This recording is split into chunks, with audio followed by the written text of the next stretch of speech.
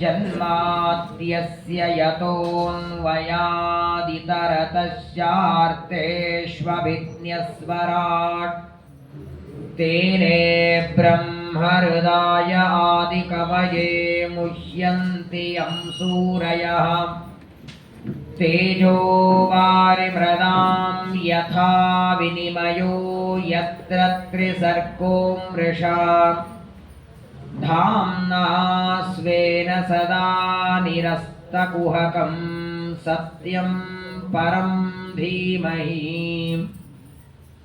नमः परस्मै पुरुषाय भूयसे सदुद्भवस्थाननिरोधलीलया गृहीतशक्तित्रितयाय देहिनाम् अन्तर्ध्रुवायानुपलभ्य वर्त्मने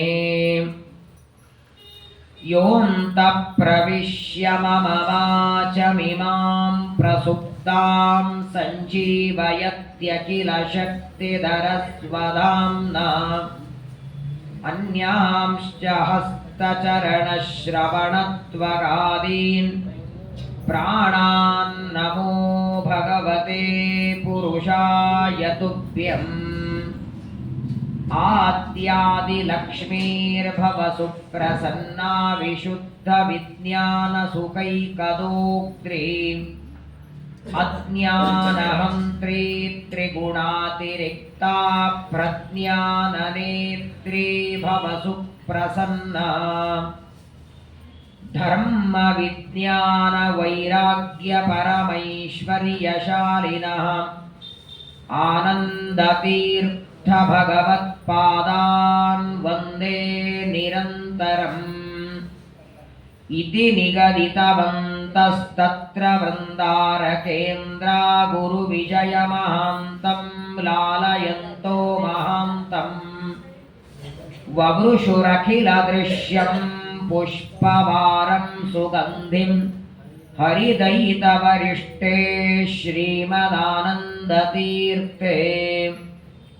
नमोऽस्तु तात्विका देवाः विष्णुभक्तिपरायणाः धर्ममार्गे प्रेरयन्तो भवन्तः सर्वदेव हि यस्वानुभावमखिलश्रुतिसारमेकम् अध्यात्मदीपमतितितिर्षतां तमोन्धम् संसारिणां करुणयाः पुराणगुह्यं तं व्याससूनुमुपयामि गुरुं मुनीनां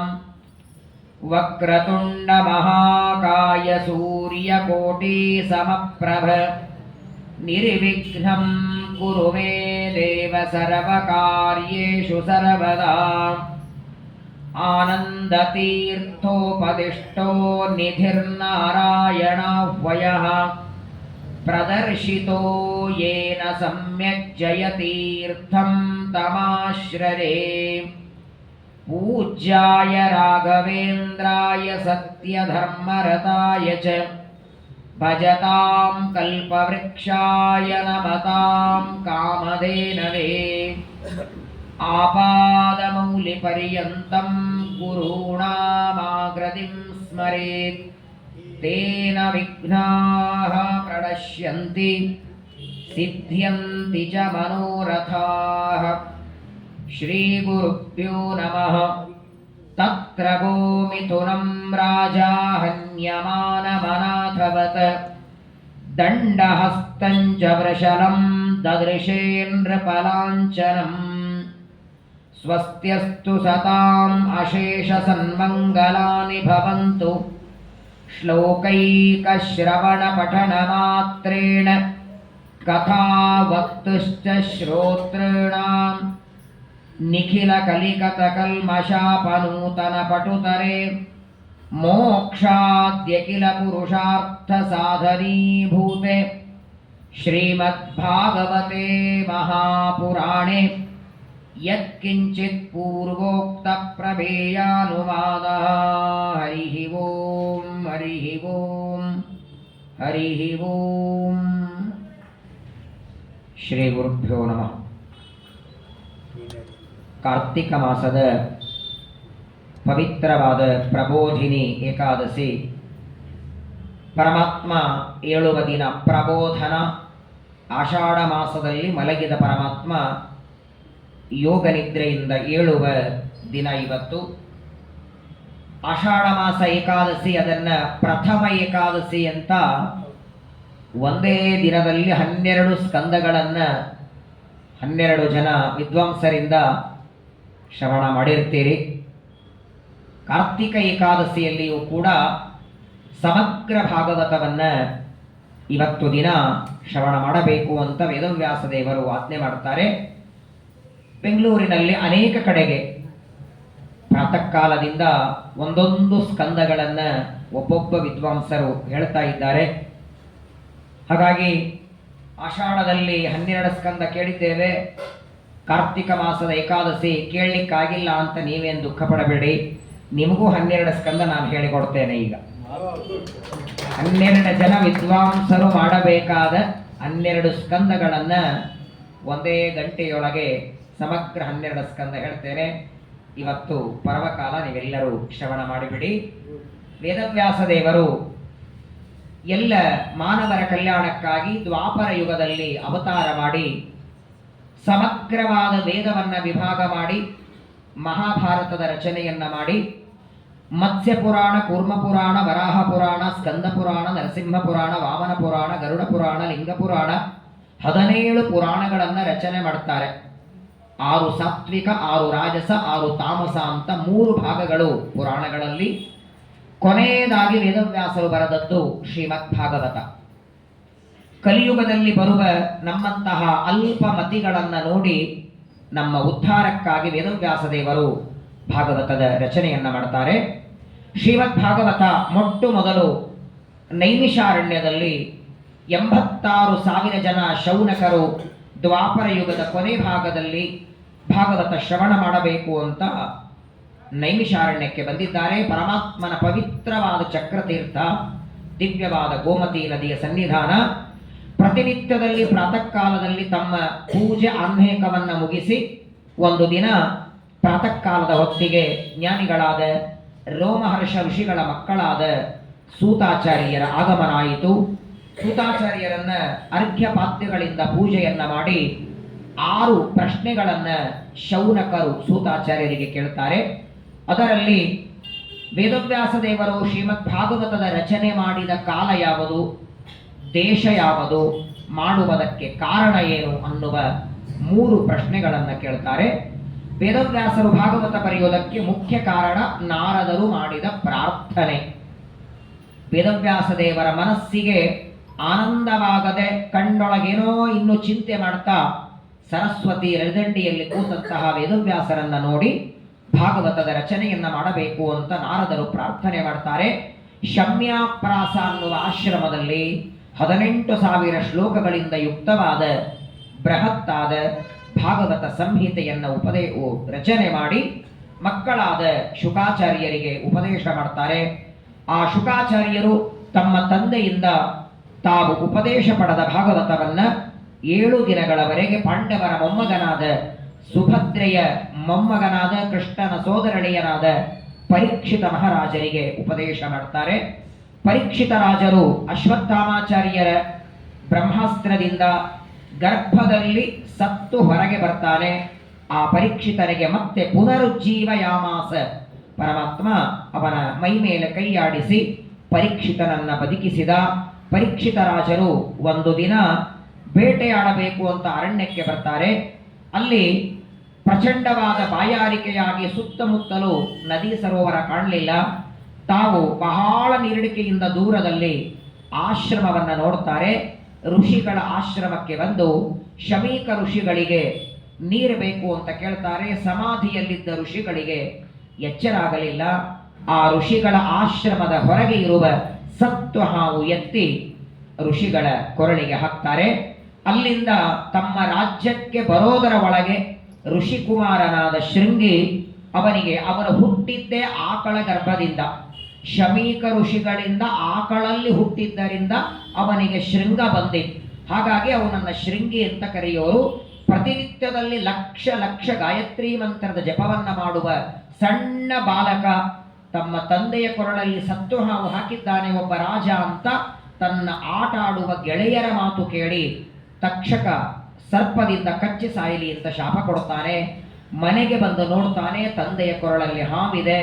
ಜೋರಾಗಿ ಅಳ್ತಾನೆ. ಶಮೀಕರು ಸಮಾಧಿಯಿಂದ ಎದ್ದು ಮಗನಿಗೆ ಸಮಾಧಾನ ಮಾಡ್ತಾರೆ. ಶಾಪದ ವಾರ್ತೆಯನ್ನ ಪರೀಕ್ಷಿತರಿಗೆ ತಿಳಿಸ್ತಾರೆ.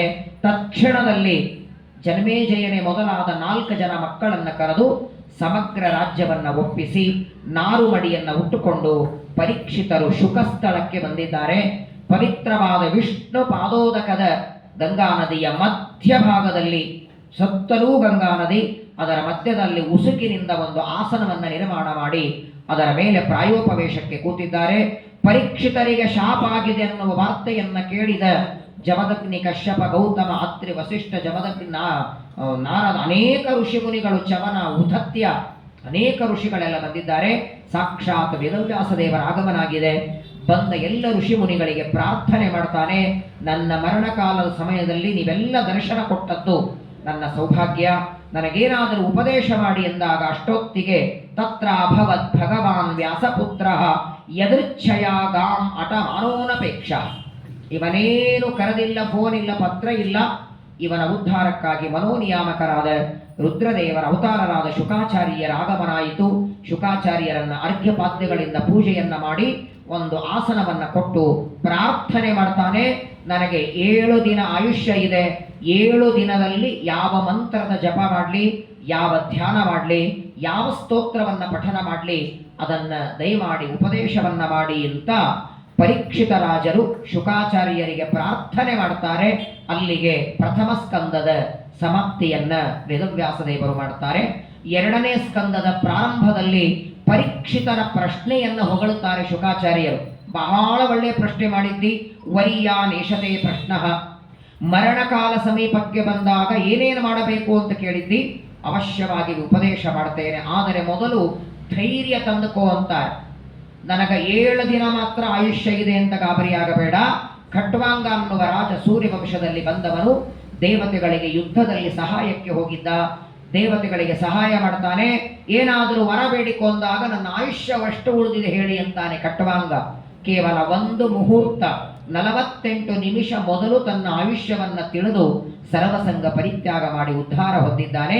ನಿನಗಂತೂ 7 ದಿನ ಇದೆ, ತಪ್ಪಾಗಿ ನೀನು 7 ದಿನ ಇದೆ ಅಂತ ಚಿಂತೆ ಮಾಡಬೇಡ.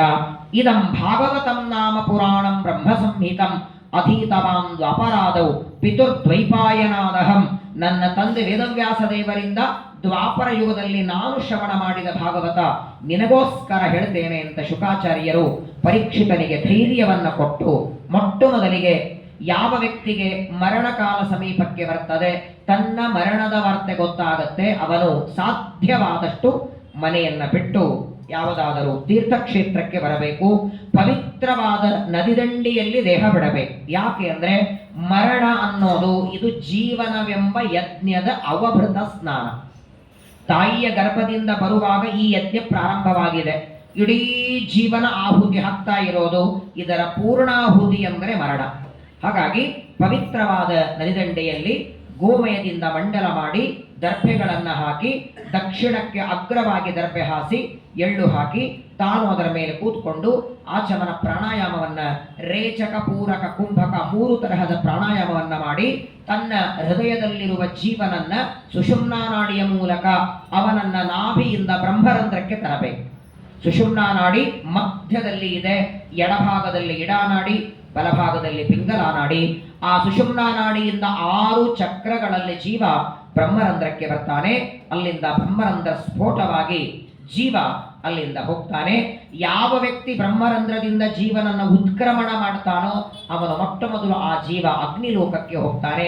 ಅಲ್ಲಿಂದ ಹಗಲಿನ ಅಭಿಮಾನಿ ದೇವತೆಯ ಲೋಕ, ಅಲ್ಲಿಂದ ಶುಕ್ಲ ಪಕ್ಷಾಭಿಮಾನಿ ದೇವತೆಯ ಲೋಕ, ಅಲ್ಲಿಂದ 6 ಋತುಗಳಿಗೆ ಅಭಿಮಾನಿ ದೇವತೆಗಳ ಲೋಕ, ಅಲ್ಲಿಂದ ಸಂವತ್ಸರಾಭಿಮಾನಿ ದೇವತೆಯ ಲೋಕ, ಅಲ್ಲಿಂದ ಧ್ರುವಲೋಕ, ವೈಶ್ವಾನರ ಲೋಕ, ಗರುಡಶೇಷ ರುದ್ರರ ಲೋಕ, ಭಾರತೀ ಲೋಕ, ವಾಯುಲೋಕಕ್ಕೆ, ಅನಂತರದಲ್ಲಿ ಪರಮಾತ್ಮನ ಲೋಕಕ್ಕೆ ಹೋಗ್ತಾನೆ. ಶ್ರೀಮದಾಚಾರ್ಯರು ಛಾಂದೋಗ್ಯ ಉಪನಿಷತ್ತಿನ ಭಾಷ್ಯದಲ್ಲಿ, ಬೃಹದಾರಣ್ಯಕ ಉಪನಿಷತ್ತಿನಲ್ಲಿ, ಬ್ರಹ್ಮಸೂತ್ರದಲ್ಲಿ, ಟೀಕಾಕೃತ್ಪಾದರು ಸುಧಾ ಗ್ರಂಥದಲ್ಲಿ ಎಲ್ಲ ಕಡೆಗೆ ದೇಹವನ್ನು ಬಿಟ್ಟಾಗ ಯಾವ ಕ್ರಮದಲ್ಲಿ ಜೀವ ಹೋಗ್ತಾನೆ ಅನ್ನೋದನ್ನ ನಿರೂಪಣೆ ಮಾಡ್ತಾರೆ. ಅಷ್ಟು ಮಾತ್ರವಲ್ಲ, ಮರಣಕಾಲ ಸಮೀಪಕ್ಕೆ ಬಂದಾಗ ದೇವತೆಗಳು, ಸಣ್ಣ ದೇವತೆಗಳು ಉತ್ತಮರಲ್ಲಿ ಲಯವನ್ನು ಹೊಂದುತ್ತಾರೆ ಅಂತ ಲಯ ಚಿಂತನ ಇದೆ. ದೇವತೆಗಳಿಗೆ ನಮ್ಮ ಹಾಗೆ ದೇಹತ್ಯಾಗ ರೂಪವಾದ ಮರಣ ಇಲ್ಲ, ದೇಹ ಬಿಡಲ್ಲ ಅವರು. ಸಣ್ಣ ದೇವತೆಗಳು ತಮಗಿಂತ ಉತ್ತಮರಲ್ಲಿ ಪ್ರವೇಶ ಮಾಡ್ತಾರೆ, ಇದನ್ನೇ ಲಯ ಅಂತ ಕರೀತಾರೆ. ಆ ಲಯ ಚಿಂತನವನ್ನ ಮರಣ ಕಾಲದಲ್ಲಿ ಮಾಡಬೇಕು ಅಂತ ಶುಕಾಚಾರ್ಯರು ಪರೀಕ್ಷಿತನಿಗೆ ನಿರೂಪಣೆ ಮಾಡ್ತಾ, ಜೊತೆಗೆ ಮರಣಕಾಲ ಸಮೀಪಕ್ಕೆ ಬಂದಾಗ ಪ್ರಾಣಾಯಾಮವನ್ನ ಮಾಡಿ ತನ್ನ ಹೃದಯದಲ್ಲಿರುವ ಭಗವಂತನ ರೂಪ ಪ್ರಾದೇಶ ಮಾತ್ರಂ ಪುರುಷಂ ವಸಂತಂ, ಅತ್ಯಂತ ಅಣುವಾದ ರೂಪದಿಂದ ಎಲ್ಲ ಜೀವರಾಶಿಗಳ ಹೃದಯದಲ್ಲಿದ್ದಾನೆ. ಅದೇ ಪರಮಾತ್ಮ 14 ಲೋಕಾತ್ಮಕ ಬ್ರಹ್ಮಾಂಡದಲ್ಲಿದ್ದಾನೆ. ಪಾತಾಳದಿಂದ ಆರಂಭ ಮಾಡಿ ಸತ್ಯಲೋಕದವರೆಗೆ ದೇವರ ರೂಪ. ಪಾತಾಳ, ಅತಲ, ವಿತಲ, ಸುತಲ, ರಸಾತಲ, ಮಹಾತಲ, ಭೂಲೋಕ, ಭುವರ್ಲೋಕ, ಸ್ವರ್ಗಲೋಕ, ಜನೋಲೋಕ, ಮಹರ್ಲೋಕ, ತಪೋಲೋಕ, ಸತ್ಯಲೋಕ. ಸತ್ಯಲೋಕದಲ್ಲಿ ತಲೆ, ಪಾತಾಳದಲ್ಲಿ ಭಗವಂತನ ಅಂಗಾಲು. ಹೀಗೆ ಸಮಗ್ರವಾದ ಬ್ರಹ್ಮಾಂಡದಲ್ಲಿ ತುಂಬಿದ ವಿರಾಟ್ ರೂಪದ ಧ್ಯಾನವನ್ನ ಮರಣಕಾಲದಲ್ಲಿ ಮಾಡಬೇಕು ಅಂತ ಪರೀಕ್ಷಿತನಿಗಂತಾರೆ. ಇದನ್ನ ಯಾರಾದರೂ ಮಾಡಿದರು ಅಂತ ಪರೀಕ್ಷಿತರು ಕೇಳಿದಾಗ, ಮೊಟ್ಟ ಮೊದಲು ಈ ತರಹದ ಧ್ಯಾನವನ್ನ ಏವಂ ಪುರಾಧಾರಣಯ ಆತ್ಮಯೋನಿಹಿ, ಚತುರ್ಮುಖ ಬ್ರಹ್ಮದೇವರು ಪರಮಾತ್ಮನ ಅನುಗ್ರಹದಿಂದ ಈ ಧ್ಯಾನವನ್ನ ಮಾಡಿದರು ಅಂತ ಶುಕಾಚಾರ್ಯರಂದ್ರೆ ಪರೀಕ್ಷಿತ ಕೇಳ್ತಾನೆ. ಬ್ರಹ್ಮದೇವರಿಗೆ ಪರಮಾತ್ಮ ತತ್ವಜ್ಞಾನವನ್ನ ಉಪದೇಶ ಯಾವಾಗ ಮಾಡಿದ, ಏನೇನು ವಿದ್ಯೆಗಳನ್ನು ಬ್ರಹ್ಮದೇವರ ಕಲ್ತರು ಅದನ್ನ ನನಗೋಸ್ಕರ ಹೇಳಬೇಕು ಅಂತ ಅಂದಾಗ, ಒಂದು ದಿನ ಜ್ಞಾನಿಗಳಾದ ನಾರದರು ತಮ್ಮ ತಂದೆಯಾದ ಬ್ರಹ್ಮದೇವರ ಹತ್ರ ಬಂದು ಒಂದು ಪ್ರಶ್ನೆ ಕೇಳ್ತಾರೆ. ಜಗತ್ತಿನ ಸೃಷ್ಟಿಕರ್ತ ನೀವೋ ಪರಮಾತ್ಮನೋ ಅಂತ ಕೇಳ್ತಾರೆ. ಬ್ರಹ್ಮದೇವರು ನಿನಗ್ಯಾಕೆ ಈ ಪ್ರಶ್ನೆ ಬಂತು ಅಂತಾರೆ ನಾರದರಿಗೆ. ಸಾಮಾನ್ಯರಿಗೆ ಈ ಪ್ರಶ್ನೆ ಬಂದರೆ ದೊಡ್ಡದಲ್ಲ, ಮೇಧಾವಿ ಬುದ್ಧಿವಂತನೇ. ನಾರದರಂತಾರೆ, ಬ್ರಹ್ಮದೇವರು ಸೃಷ್ಟಿ ಮಾಡ್ತಾರೆ, ರುದ್ರದೇವರು ಲಯ ಮಾಡ್ತಾರೆ, ವಿಷ್ಣು ಸ್ಥಿತಿ ಮಾಡ್ತಾರೆ, 3 ದೇವತೆಗಳು 3 ಕಾರ್ಯ ಮಾಡ್ತಾರೆ ಅಂತ ಎಲ್ಲ ವೇದ ಉಪನಿಷತ್ತುಗಳಲ್ಲಿದೆ, ಅದಕ್ಕಾಗಿ ನನಗೆ ಪ್ರಶ್ನೆ ಬಂದಿದೆ ಅಂದಾಗ, ಆಗ ಬ್ರಹ್ಮದೇವರಂತಾರೆ, ಸೃಷ್ಟಿ ಮಾಡುವ ವ್ಯಕ್ತಿ ನಾನಲ್ಲ, ಬ್ರಹ್ಮಣಿ ಬ್ರಹ್ಮರೂಪೋಸೌ ಶಿವರೂಪೇ ಶಿವೇ ಸ್ಥಿತಃ. ಬ್ರಹ್ಮದೇವರಲ್ಲಿ ಬ್ರಹ್ಮಾಂತರ್ಗತನಾಗಿ ಬ್ರಹ್ಮರೂಪದಿಂದ ಸೃಷ್ಟಿ, ರುದ್ರದೇವರಲ್ಲಿ ರುದ್ರಾಂತರ್ಗತ ನರಸಿಂಹ ರೂಪದಿಂದ ಸಂಕರ್ಷಣ ರೂಪದಿಂದ ಲಯ, ಹಾಗೇನೆ ಸ್ಥಿತಿ ರೂಪದಿಂದ ಪರಮಾತ್ಮ ಜಗತ್ತನ ಬ್ರಹ್ಮಾಂಡವನ್ನು ಸ್ಥಿತಿ ಮಾಡ್ತಾನೆ ಅಂತ ಅದೇ ಸಂದರ್ಭದಲ್ಲಿ ತಮ್ಮ ಮಕ್ಕಳಾದ ನಾರದರಿಗೆ ತಮಗೆ ದೇವರು ಉಪದೇಶ ಮಾಡಿದ ಚತುಶ್ಲೋಕಿ ಭಾಗವತದ ಉಪದೇಶವನ್ನ ಹೇಳ್ತಾರೆ. ಪರಮಾತ್ಮ ಬ್ರಹ್ಮದೇವರನ್ನ ಕೂಡಿಸಿಕೊಂಡು ಚತುಶ್ಲೋಕಿ ಭಾಗವತ ಹೇಳ್ತಾನೆ. ಅಹಮೇವಾ ಸಮಗ್ರೇಚ ನಾನ್ಯತ್ ಯತ್ ಸದಸತ್ಪರ ಪಶ್ಚಾದಹಂ ತ್ವಮೇತಶ್ಚ ಯೋಗ ಶಿಷ್ಯೇತ ಸೋಸ್ಮ್ಯಹಂ. ಆ 4 ಶ್ಲೋಕ ಸಮಗ್ರವಾದ 18,000 ಶ್ಲೋಕದ ಸಾರ ಭಾಗವನ್ನ ಚತುರ್ಮುಖ ಬ್ರಹ್ಮದೇವರಿಗೆ ಭಗವಂತ ಉಪದೇಶವನ್ನ ಮಾಡ್ತಾನೆ. ಅನಂತರದಲ್ಲಿ ನಾರದರು ಅನೇಕ ಪ್ರಶ್ನೆಗಳನ್ನ ತಂದೆಯಾದ ಬ್ರಹ್ಮದೇವರಿಗೆ ಕೇಳ್ತಾರೆ. ಒಂದು ಪುರಾಣ ಅಂತ ಆಗಬೇಕಾದ್ರೆ ಪುರಾಣದ ಲಕ್ಷಣಗಳೇ, ಯಾವುದನ್ನ ಪುರಾಣ ಅಂತ ಕರಿಬೇಕು ಅದನ್ನೂ ಕೂಡ ಶುಕಾಚಾರ್ಯರು ಪರೀಕ್ಷಿತನಿಗೆ ಹೇಳ್ತಾರೆ. ಪರಮಾತ್ಮನ 40 ಅವತಾರಗಳ ಬಗ್ಗೆ ಪ್ರಶ್ನೆ ಕೇಳ್ತಾರೆ. ಅದನ್ನೆಲ್ಲ ವಿವರಣೆಯನ್ನ ಮಾಡ್ತಾ ದ್ವಿತೀಯ ಸ್ಕಂದದಲ್ಲಿ ಪರೀಕ್ಷಿತ ರಾಜರಿಗೆ ಶುಕಾಚಾರ್ಯರ ಉತ್ತರವನ್ನ ಕೊಡ್ತಾರೆ. 3ನೇ ಸ್ಕಂದದ ಪ್ರಾರಂಭದಲ್ಲಿ ಪರೀಕ್ಷಿತರು ಸೃಷ್ಟಿಯ ವರ್ಣನೆಯನ್ನ ಕೇಳಬೇಕು. ದೇವರು ಬ್ರಹ್ಮಾಂಡದ ಸೃಷ್ಟಿ ಹೇಗೆ ಮಾಡ್ತಾನೆ ವಿವರಣೆ ಮಾಡಿ ಅಂತ 3ನೇ ಸ್ಕಂದದ ಪ್ರಾರಂಭದಲ್ಲಿ ಪರೀಕ್ಷಿತರ ಕೇಳ್ತಾರೆ. ಶುಕಾಚಾರ್ಯರಂದ್ರು, ನನಗೆ ನೀನು ಕೇಳಿದ ಇದೇ ಪ್ರಶ್ನೆ ಹಿಂದೊಂದು ಸಲ ಜ್ಞಾನಿಗಳಾದ ಮೈತ್ರೇಯರಿಗೆ ವಿದುರ ಕೇಳಿದ್ದ ಈ ಪ್ರಶ್ನೆ. ಅವರಿಗೆ ವಿದುರ ಏನು ಉತ್ತರ, ವಿದುರನಿಗೆ ಮೈತ್ರೇಯರು ಕೊಟ್ಟ ಉತ್ತರವನ್ನೇ ನಾನು ಕೊಡ್ತೇನೆ. ಆಗ ಪರೀಕ್ಷಿತ ಕೇಳ್ತಾನೆ, ವಿದುರ ಮೈತ್ರೇಯರಿಗೂ ಸಮಾಗಮ ಎಲ್ಲಿ ನಡೀತು? ಮೈತ್ರೇಯರು ಎಲ್ಲಿ, ವಿದುರ ಎಲ್ಲಿ? ಹಸ್ತಿನಾವತಿಯಿಂದ ವಿದುರ ಯಾಕೆ ಹೋದ ಅಂತ ಕೇಳ್ತಾರೆ. ಆಗ ಶುಕಾಚಾರ್ಯರು ಕಥೆಯನ್ನ ಹೇಳ್ತಾರೆ. ಒಂದು ದಿನ ಏಕಾಂತದಲ್ಲಿ ಅಣ್ಣನಾದ ಧೃತರಾಷ್ಟ್ರನನ್ನು ಕೂಡಿಸಿಕೊಂಡು ವಿದುರ ಏಕಾಂತದಲ್ಲಿ ದುರ್ಯೋಧನನ ಬಗ್ಗೆ ಅನೇಕ ಮಾತುಗಳನ್ನು ಹೇಳ್ತಾ ಇದ್ದ. ದುಷ್ಟನಾದ ಮಗನಿಗೆ ಸಹಾಯ ಮಾಡಬೇಡ, ಮಗನ ಸಲುವಾಗಿ ಪಾಂಡವರ ದ್ರೋಹ ಮಾಡಬೇಡ, ಪಾಂಡವರ ದ್ರೋಹ ಇದು ಅನರ್ಥಕ್ಕೆ ಕಾರಣ. ಅನೇಕ ಮಾತುಗಳನ್ನು ಆಡುವಾಗ ತನ್ನ ಬಗ್ಗೆ ತನ್ನ ಚಿಕ್ಕಪ್ಪ ವಿದುರ ಆಡುವ ಮಾತುಗಳನ್ನು ಕೇಳಿಸಿಕೊಂಡು ಸಿಟ್ಟಿನಿಂದ ವಿದುರನನ್ನ ಬೈದು ರಾಜ್ಯದಿಂದ ಹೊರಗೆ ಹಾಕ್ತಾನೆ. ಹಾಗಾಗಿ ವಿದುರ ತನ್ನ ಧನುರ್ಬಾಣಗಳನ್ನು ಹೊಸ್ತಿಲ ಮೇಲೆ ಇಟ್ಟು ತೀರ್ಥಯಾತ್ರೆಗೆ ಹೋಗಿಬಿಡ್ತಾನೆ. ಅವನು ತೀರ್ಥಯಾತ್ರೆ ಮಾಡ್ತಾ ಹರಿದ್ವಾರಕ್ಕೆ ಬಂದ. ಯಮುನಾ ನದಿಗೆ ಬರ್ತಾನೆ, ಕೃಷ್ಣ ಪರಮಾತ್ಮ ಓಡಾಡಿದ ಜಾಗ. ಆ ವಿದುರ ಅಲ್ಲಿ ಸ್ನಾನ ಮಾಡುವಾಗ ಅದೇ ಯಮುನಾ ನದಿಯ ಇನ್ನೊಂದು ದಂಡೆಯಲ್ಲಿ ಉದ್ಧವ ಸ್ನಾನ ಮಾಡ್ತಿದ್ದ. ಇಬ್ಬರು ವಿಷ್ಣು ಭಕ್ತರು ಸೇರ್ತಾರೆ, ಪರಸ್ಪರವಾಗಿ ಒಬ್ಬರನ್ನೊಬ್ಬರು ನೋಡ್ತಾರೆ, ಆಲಿಂಗನ ಮಾಡ್ಕೊಳ್ತಾರೆ. ಉದ್ಧವ ವಿದುರ ಒಬ್ಬರಿಗೊಬ್ಬರು ಪ್ರಶ್ನೆ ಮಾಡ್ತಾರೆ, ಎಲ್ಲಿಂದ ಹೊರಟಿ, ಎಲ್ಲಿಂದ ಬಂದೆ? ಉದ್ಧವ ಅಂತಾನೆ, ನಾನು ಬದರಿಕಾಶ್ರಮಕ್ಕೆ ಹೊರಟಿದ್ದೇನೆ, ದ್ವಾರಕೆಯಿಂದ ಬಂದೆ. ನೀನೆಲ್ಲಿಂದ ಬಂದಿ ಎಂದಾಗ, ನಾನು ಹಸ್ತಿನಾವತಿಯಿಂದ ಹೊರಟಿದ್ದೇನೆ. ಆಗ ವಿದುರ ಉದ್ಧವನಿಗೆ ಕೇಳ್ತಾನೆ, ದ್ವಾರಕೆಯಿಂದ ಬಂದು ಕೃಷ್ಣ ಹೇಗಿದ್ದಾನೆ? ಪಾಂಡವರೆಲ್ಲ, ದ್ರೌಪದಿ, ಕೃಷ್ಣ ಪರಮಾತ್ಮರ 16,108 ಜನ ಮಡದಿಯರು, ಅವರ ಮಕ್ಕಳು, ಕೃಷ್ಣನ ತಂದೆ ತಾಯಿಗಳೆಲ್ಲ ಹೇಗಿದ್ದಾರೆ ಅಂತ ಉದ್ಧವನಿಗೆ ವಿದುರ ಪ್ರಶ್ನೆ ಕೇಳ್ತಾನೆ. ಉದ್ಧವನ ಕಣ್ಣೊಳಗೆ ನೀರು. ಕೃಷ್ಣ ಇಲ್ಲ, ಪರಂಧಾಮಕ್ಕೆ ಹೋಗಿಬಿಟ್ಟ. ಅವನು ಹೋಗುವಾಗ ನನ್ನನ್ನು ಬದರಿಕಾಶ್ರಮಕ್ಕೆ ಹೋಗು ಅಂತ ಕಳಿಸಿಕೊಟ್ಟಿದ್ದಾನೆ, ಜೊತೆಗೆ ನನಗೆ ತತ್ವಜ್ಞಾನದ ಉಪದೇಶ ಮಾಡಿ ಉದ್ಧಾರ ಮಾಡಿ ಕಳಿಸಿದ್ದಾನೆ ಅಂತ ಉದ್ಧವ ಅಂತಾನೆ. ಆಗ ವಿದುರ ಕೇಳ್ತಾನೆ, ಏನೇನು ದೇವರು ನಿನಗೆ ಉಪದೇಶ ಮಾಡಿದ್ದಾನೆ, ನನಗೂ ಅದನ್ನ ಹೇಳು ಅಂದಾಗ ಉದ್ಧವ ಅಂತಾನೆ, ನಿನಗೆ ನಾನು ಹೇಳೋದಿಲ್ಲ, ನಿನಗೆ ಉಪದೇಶ ಮಾಡುವುದಕ್ಕೆ ನನ್ನ ಪಕ್ಕದಲ್ಲಿ ಕೂತ್ಕೊಂಡು ಕೃಷ್ಣನಿಂದಲೇ ಉಪದೇಶ ಪಡೆದಂತಹ ಮೈತ್ರೇಯರು ಹರಿದ್ವಾರದ ಗಂಗಾ ನದಿ ದಂಡಿಯಲ್ಲಿ ಕಾಯುತ್ತಿದ್ದಾರೆ, ಶೀಘ್ರದಲ್ಲಿ ಇಲ್ಲಿಂದ ಹೊರಡು. ದ್ವಾರೀದ್ಯುರದ್ಯ ವೃಷಭಕ್ಕುರೂಣ ಮೈತ್ರೇಯ ಮಾಸೀನ ಮಗಾದ ಬೋಧಂ ಸರಿ ಅಂತ ಉದ್ಧವರ ಮಾತನ್ನ ಕೇಳಿ ವಿದುರ ಬರ್ತಾನೆ. ಹರಿದ್ವಾರಕ್ಕೆ ಬಂದು ಗಂಗಾ ನದಿಯ ದಂಡೆಯಲ್ಲಿ ಶಿಷ್ಯ ಬರುವ ದಾರಿಯನ್ನ ಕಾಯ್ತಾ ಇರುವ ಮೈತ್ರೇಯರ ಪಾದಗಳಿಗೆ ನಮಸ್ಕಾರವನ್ನ ಮಾಡಿ ಮೈತ್ರೇಯರಿಗೆ ಪ್ರಶ್ನೆಯನ್ನ ಕೇಳ್ತಾನೆ. ಪರಮಾತ್ಮ ಜಗತ್ತಿನ ಸೃಷ್ಟಿ ಹೇಗೆ ಮಾಡ್ತಾನೆ? ಬ್ರಹ್ಮಾಂಡದ ಸೃಷ್ಟಿಗೆ ಉಪಾದಾನ ಕಾರಣ ಯಾವುದು, ನಿಮಿತ್ತ ಕಾರಣ ಯಾವುದು? ಈ ಸೃಷ್ಟಿಯನ್ನ ದೇವರು ಒಬ್ಬನೇ ಮಾಡ್ತಾನೋ, ಯಾರ ಸಹಾಯದಿಂದ ಮಾಡ್ತಾನೋ? ಸೃಷ್ಟಿಯಿಂದ ಪ್ರಯೋಜನ ಏನು? ಗುಣಗಳಲ್ಲಿ ವ್ಯತ್ಯಾಸ ಹೇಗೆ?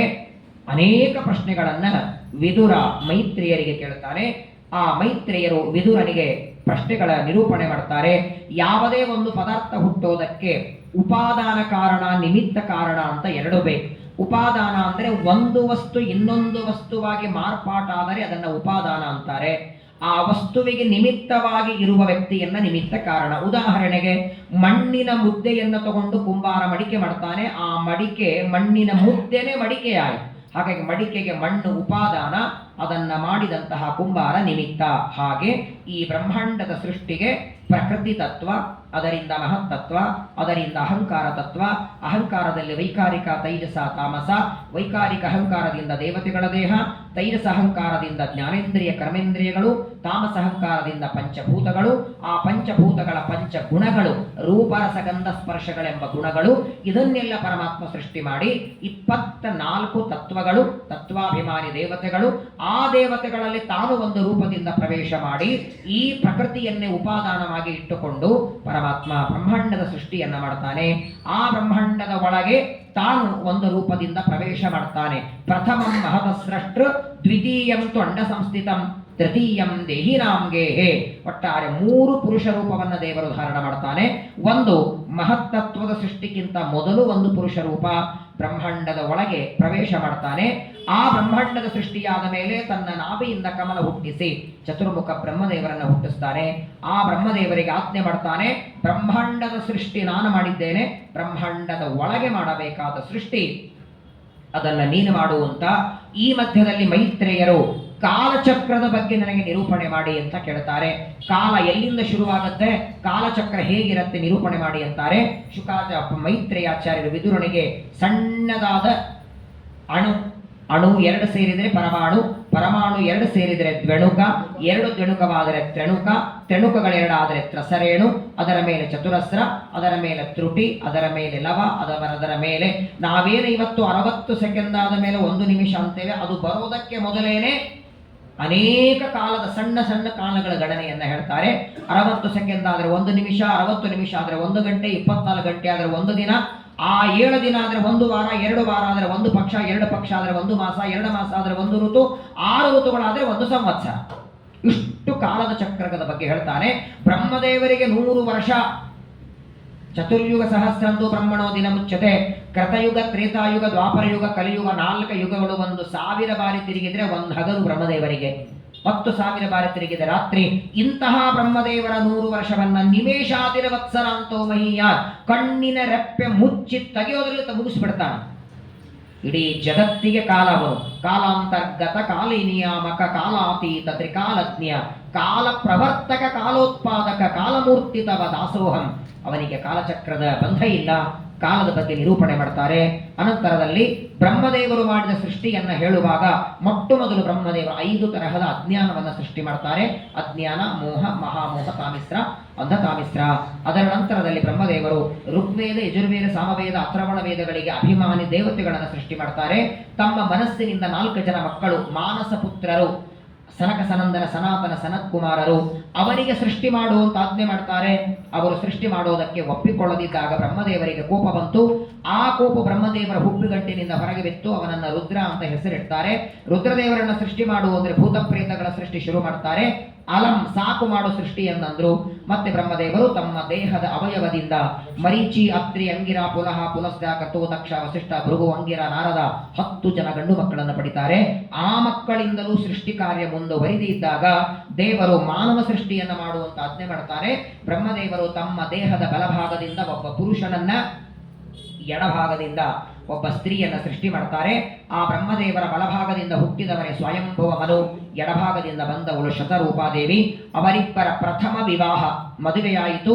ಮದುವೆಯಾದ ಮೇಲೆ ಸೃಷ್ಟಿ ಮಾಡುವಂದಾಗ ಭೂಮಿನೇ ಇಲ್ಲ, ಸೃಷ್ಟಿಯಲ್ಲಿಂದ ಮಾಡಲಿ ಎಂದಾಗ ಆ ರಸಾತಲದಲ್ಲಿ ಮುಳುಗಿದ ಪೃಥ್ವಿಯನ್ನ ಮೇಲೆ ಎತ್ತೋದಕ್ಕೆ ಭಗವಂತ ವರಾಹದೇವರಾಗಿ ಬ್ರಹ್ಮದೇವರ ಮೂಗಿನಿಂದ ಅವತಾರ ಮಾಡ್ತಾನೆ. ವರಾಹ ರೂಪದಿಂದ ಪೃಥ್ವಿಯನ್ನ ಎತ್ತಿ ಮೇಲೆ ತಂದಿಟ್ಟ. ಅನಂತರದಲ್ಲಿ ಸೃಷ್ಟಿಯನ್ನ ಮಾಡುವಾಗ ಮಾನವ ಸೃಷ್ಟಿ ಸ್ವಯಂಭುವ ಮನುವಿನಿಂದ ಬಂತು. ಸ್ವಯಂಭುವ ಮನುವಿಗೆ ಶತರೂಪಾದೇವಿಯಲ್ಲಿ 5 ಜನ ಗಂಡು ಮಕ್ಕಳಾಗ್ತಾರೆ. 3 ಹೆಣ್ಣು ಮಕ್ಕಳು, 2 ಗಂಡು ಮಕ್ಕಳು. ಆಕೂತಿ, ದೇವಹೂತಿ, ಪ್ರಸೂತಿ, ಪ್ರಿಯವ್ರತ, ಉತ್ತಾನಪಾದ. ಅದರಲ್ಲಿ ಆಕೂತಿ ಎನ್ನುವಳನ್ನು ಋಷಿ ಪ್ರಜಾಪತಿ ಕೊಟ್ಟು ಮದುವೆ ಮಾಡ್ತಾರೆ. ಸಾಕ್ಷಾತ್ ಯಜ್ಞನಾಮಕ ಪರಮಾತ್ಮನ ಅವತಾರವಾಗುತ್ತೆ. ದೇವಹೂತಿಯನ್ನ ಕರ್ದಮ ಪ್ರಜಾಪತಿ ಕೊಟ್ಟು ಮದುವೆ ಮಾಡ್ತಾರೆ. ಕಪಿಲ ರೂಪದಿಂದ ದೇವರ ಅವತಾರ ಮಾಡ್ತಾನೆ. ಪ್ರಸೂತಿಯನ್ನ ದಕ್ಷ ಪ್ರಜಾಪತಿ ಕೊಡ್ತಾರೆ. 16 ಜನ ಹೆಣ್ಣು ಮಕ್ಕಳು, 13 ಜನ ಯಮಧರ್ಮನಿಗೆ, ಒಬ್ಬ ಮಗಳು ಅಗ್ನಿದೇವರಿಗೆ, ಒಬ್ಬ ಮಗಳು ಪಿತೃದೇವತೆಗಳಿಗೆ, ಕೊನೆ ದೇವರನ್ನ ಸತಿದೇವನಿಗೆ ಕೊಟ್ಟು ಮದುವೆ ಮಾಡ್ತಾರೆ. ಮಾವನಾದ ದಕ್ಷ ಪ್ರಜಾಪತಿಗೂ ಅಳಿಯನಾದ ರುದ್ರನಿಗೂ ಪ್ರಚಂಡವಾದ ಜಗಳ ಆಗುತ್ತೆ. ಆ ರುದ್ರದೇವರು ದಕ್ಷ ಪ್ರಜಾಪತಿಯ ಶಿರಚ್ಛೇದವನ್ನ ಮಾಡ್ತಾರೆ. ಈ ದೇವಹೂತಿಯಲ್ಲಿ ಅವತಾರ ಮಾಡಿದಂತಹ ಕಪಿಲ ಪರಮಾತ್ಮ ಇವನು ತಾಯಿಯಾದ ದೇವಹೂತಿಯನ್ನು ಕೂಡಿಸಿ ಸಾಂಖ್ಯ ತತ್ವದ ಉಪದೇಶ ಮಾಡ್ತಾನೆ. ಸಿದ್ಧಳಾಗಿ ದೇವಹೂತಿ ದೇಹ ಬಿಟ್ಟದ್ದರಿಂದ ಅದನ್ನ ಸಿದ್ಧಪುರಿ ಮಾತ್ರಗೆಯ ಅಂತ ಕರೀತಾರೆ.